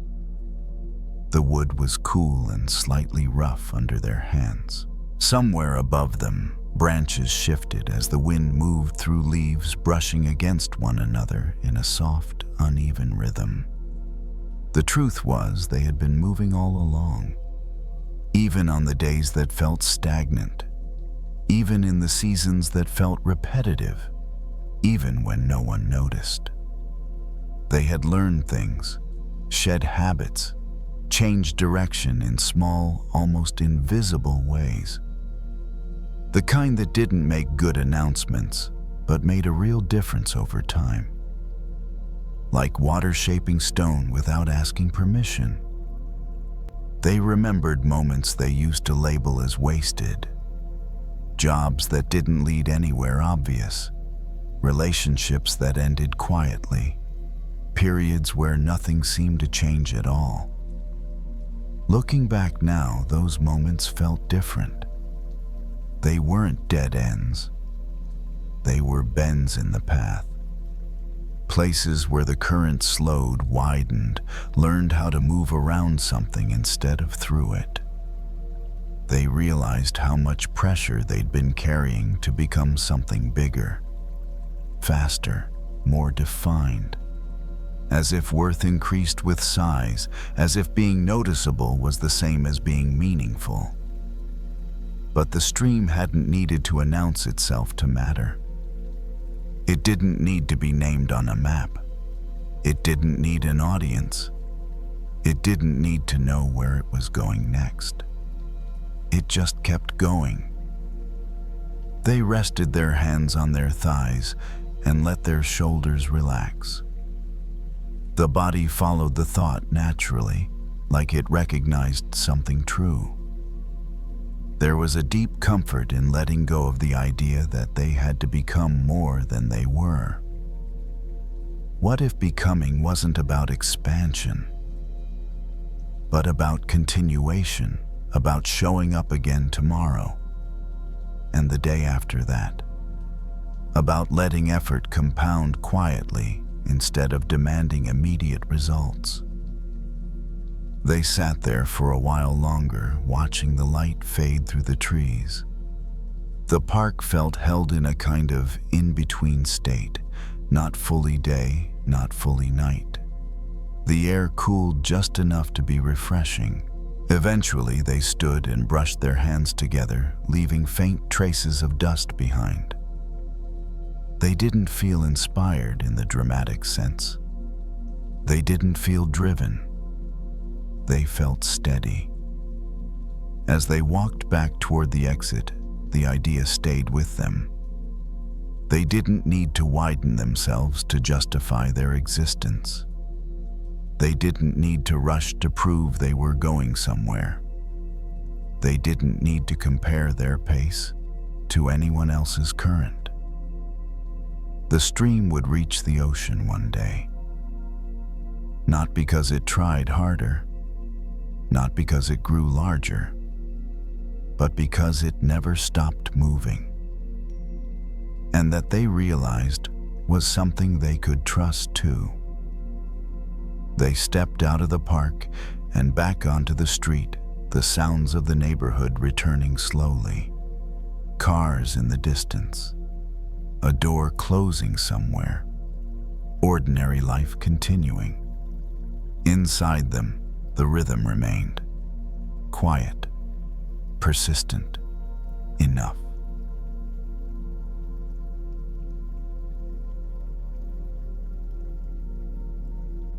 The train was already moving when the person realized how tired they were. Not the kind of tired that shows up all at once, dramatic and obvious. This was quieter. A slow heaviness behind the eyes. A weight in the shoulders that didn't belong to the bag they were carrying. The kind of tired that comes from staying alert for too long, from watching the road, even when you're not the one driving. The seat was warm from the day. The window beside it showed reflections more than scenery flickers of light. The ghost of a face layered over the darkening evening. The hum of the train settled into a steady rhythm, neither fast nor slow. Just consistent, predictable. That predictability should have been comforting. Instead, the mind stayed awake. It ran through lists, things that hadn't been finished, things that might be missed, things that could still go wrong. Tomorrow's responsibilities lined up neatly, each one tapping on the inside of the skull like it was important to be seen first. The body leaned back anyway. Muscles gave up their tension in small stages like they were negotiating a ceasefire. The head rested against the window. Cool glass met warm skin. The contrast felt grounding, even pleasant. The thought came uninvited but familiar. You shouldn't fall asleep. Not because there was danger, not because anything bad was about to happen. Just the old belief that staying awake was somehow useful. That vigilance equaled responsibility. That if you stopped paying attention, you might miss the moment you needed to act. The train rocked gently as it picked up speed. The sound of the rails was even almost lulling. Around the car, other passengers were doing ordinary things. One person scrolled on a phone. Another stared forward, eyes unfocused. Someone else had already let their head fall to the side, mouth slightly open, fully surrendered to sleep. The sight stirred something complicated. A mix of envy and concern. How can they sleep? Don't they know anything could happen? The mind offered these questions as if they were practical, as if worry were a form of care. The body, however, had different priorities. The eyelids felt heavier now. Blinking took effort. The breath slowed without instruction. A yawn stretched the jaw wide, pulling tension loose from places that hadn't realized they were tight. The train kept going. That was the strange part. Nothing changed when the person yawned. The lights didn't flicker. The tracks didn't bend. The train didn't ask for permission or approval. It moved forward with or without anyone's attention. There was a memory then from years ago of being a child on a long car ride, sitting in the back seat, watching streetlights pass like quiet stars. Fighting sleep because it felt important to stay awake to witness the whole journey. And then waking up later, surprised to find the car still moving closer to the destination than expected. Nothing bad had happened in that gap. Life had carried on. The present moment felt like that memory layered over itself. The adult version of the same pattern. The same belief that being awake equaled being in control.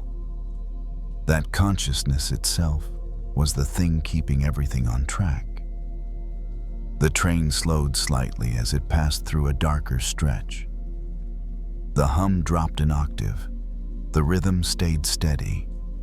The body responded immediately, shoulders sinking further into the seat. Another thought surfaced softer than the others. What if it's okay to rest? The mind resisted. It listed reasons. What if you miss your stop? What if something goes wrong? What if you regret letting go? All reasonable questions, all unanswered. But underneath them was a simpler truth. The train didn't rely on the passenger's worry to reach its destination. The tracks were laid. The direction was set. The system was already in motion. The person noticed their hands resting in their lap, fingers unclenched, palms open. The body had chosen its position without asking for permission. It had made a quiet decision on its own. The head tipped slightly to one side. The window hummed faintly with motion. The eyes closed for a second, then opened again, startled by the unfamiliar softness of that brief darkness. Don't fall asleep yet, the mind urged. Stay alert. But alert for what? The answer didn't come. The question hung there unresolved. The person let the eyes close again, this time for a fraction longer. The train rocked. The rails sang their steady song. The world continued its forward movement, unconcerned with whether one passenger was awake to witness it. There was no dramatic release, no deep surrender, just a gradual easing, like loosening a grip that had been held too long without realizing it. If sleep came, it would come. If it didn't, that would be fine too. Either way, the train would keep moving, and for the first time in a while, the person felt the possibility that maybe they didn't have to carry the journey on their shoulders. The eyes opened again slowly, as if surfacing from shallow water. It was hard to tell how much time had passed. Maybe a few minutes, maybe less. The train was still moving the same gentle rhythm underneath, everything steady and unbothered. Nothing had changed. That realization landed softly, not with surprise, but with relief. The lights inside the car glowed the same pale yellow. The reflections in the window still layered the dark outside with the faint outline of faces and seats. The person across the aisle was still asleep, head tipped back, breathing slow and even. Another passenger shifted in their seat and then settled again. Life had not paused. Life had not needed supervision.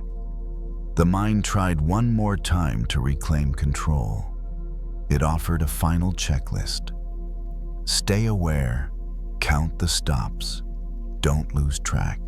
These thoughts had the tone of responsibility, but they carried the weight of habit more than necessity. Underneath them, something else stirred. A quiet trust. Not the dramatic kind that comes with certainty or optimism. This was smaller, quieter. The trust that systems can function without constant monitoring. That momentum doesn't require tension. That rest doesn't equal failure. The body leaned more fully into the seat now. The spine curved naturally. The shoulders no longer hovered waiting. The breath settled into a slow, even pattern, rising and falling without effort. It was easier to notice the sound of the train this way. Not just noise, but texture. The soft clack of rails, the low hum of the engine, the subtle sway that rocked the car side to side. It felt almost like being carried. There was a strange tenderness in that realization. So much of life had been spent trying to drive, trying to steer, trying to stay awake at the wheel even when it wasn't necessary, as if vigilance were the price of safety. But here on this train, that belief didn't hold up. The person thought of all the times they'd lain awake at night rehearsing futures that never arrived, worrying through conversations that never happened, staying mentally alert long past the point where it made any difference. None of that had changed the tracks. The train slowed as it approached a station. The sound shifted. Brakes hissed softly. A few people stood up gathering their things. The doors opened with a familiar chime, letting in a rush of cooler air and distant city noise. The person opened their eyes fully now, more awake than before, but not tense. Watching without gripping, observing without managing. Some passengers stepped off, others stepped on. The doors closed again. The train resumed its movement. Still no catastrophe. Still no missed signal that mattered. The person realized something then, not as a thought, but as a felt sense. Waking and sleeping weren't opposites in the way they'd been treated. One wasn't responsible and the other careless. They were just different states of being carried. Even if sleep had come fully, the train would have kept going. Even if the mind had let go completely, the destination would still exist. This didn't mean attention was useless. It didn't mean responsibility disappeared. It meant that attention didn't need to be strained to be effective. That awareness could be soft and still work. The head leaned back again. The window vibrated gently against the skull. The sensation was oddly comforting, like white noise made physical. The eyelids lowered this time without resistance. There was no dramatic decision, no internal speech about allowing or choosing. The body simply followed the rhythm it had been hearing all along. The train continued through the night lights, passing stations appearing and fading. The world moved at its own pace, reliable in ways that didn't require constant thought. And somewhere between one stop and the next, the person understood something simple and freeing. Worry wasn't keeping the train on the tracks. Being awake wasn't what made the journey safe. The journey was already happening, with or without vigilance, with or without effort. The body rested into that truth, however briefly. And in that resting, something else became possible, a kind of peace that didn't need to be held together because it wasn't fragile in the first place. The train rolled on, and the passenger finally didn't feel the need to stay awake just to make sure it did.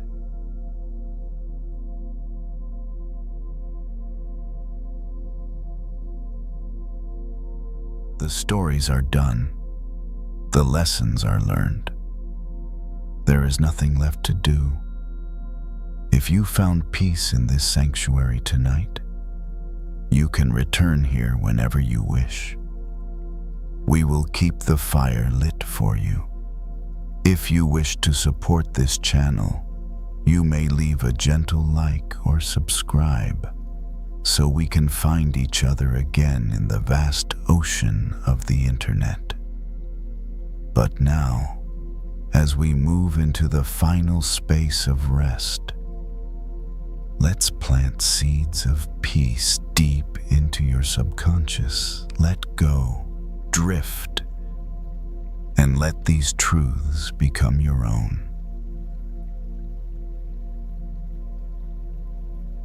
I am rooted to this moment like an ancient mountain.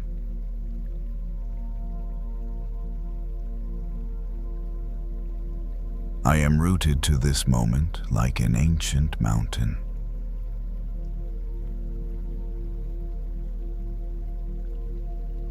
I am rooted to this moment like an ancient mountain.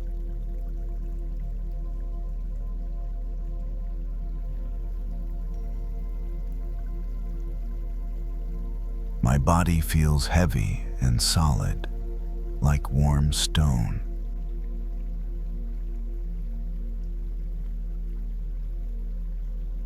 My body feels heavy and solid, like warm stone.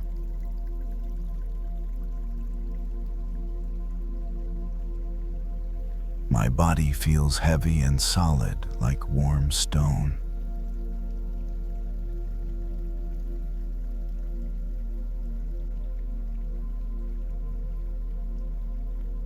The winds of thought blow around me, but I remain unmoved.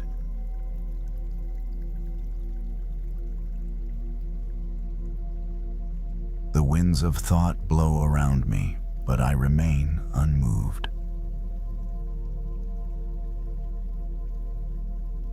The winds of thought blow around me, but I remain unmoved.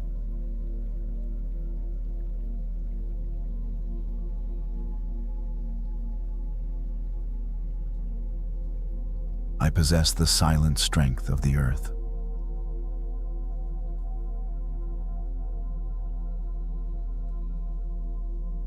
I possess the silent strength of the earth.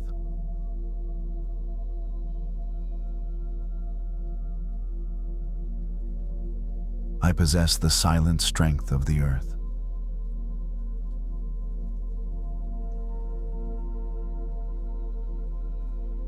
My stillness is ancient and deep.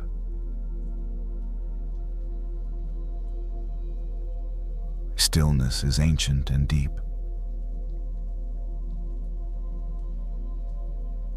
My stillness is ancient and deep.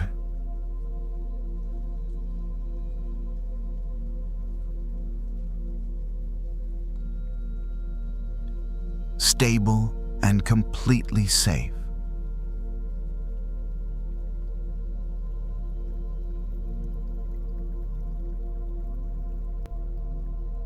Grounded, stable, and completely safe.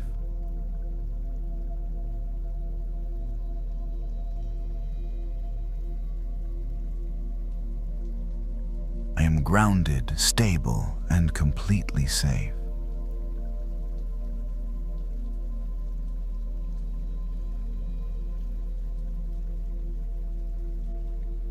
Like a mountain in winter, I am wrapping myself in a blanket of silence.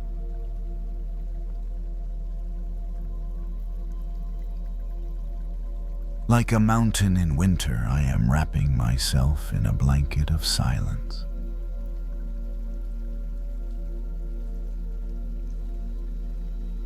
Like a mountain in winter, I am wrapping myself in a blanket of silence.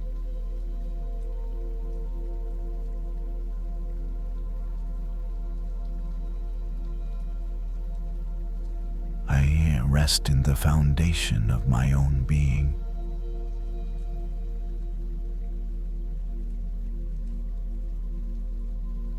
Rest in the foundation of my own being.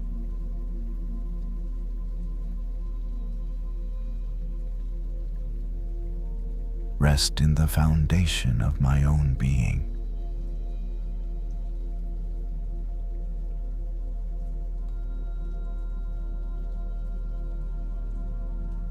Breathing is slow and steady, like the seasons.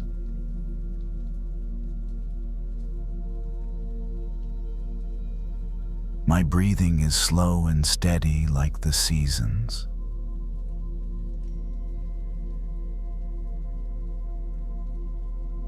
My breathing is slow and steady like the seasons.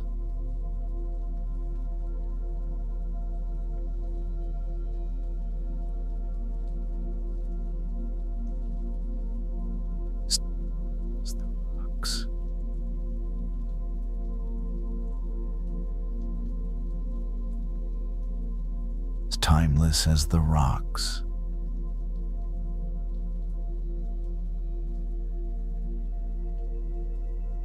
As timeless as the rocks.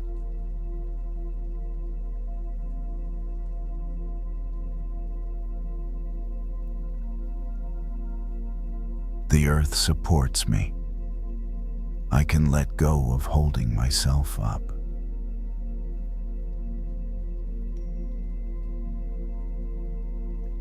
The earth supports me.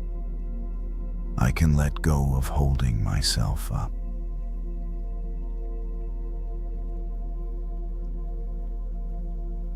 The earth supports me. I can let go of holding myself up.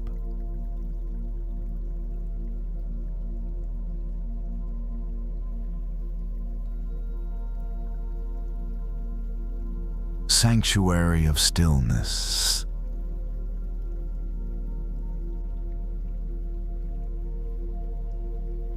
Sanctuary of stillness.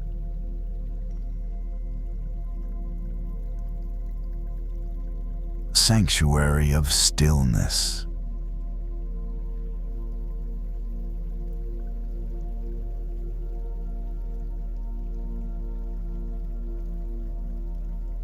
External noise cannot shake my inner ground.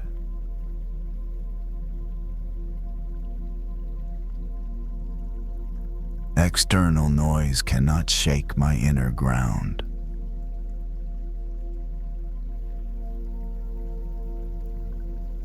External noise cannot shake my inner ground.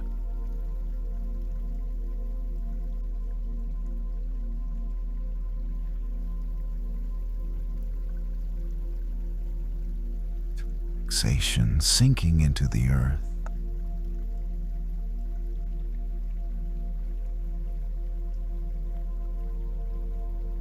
Relaxation sinking into the earth.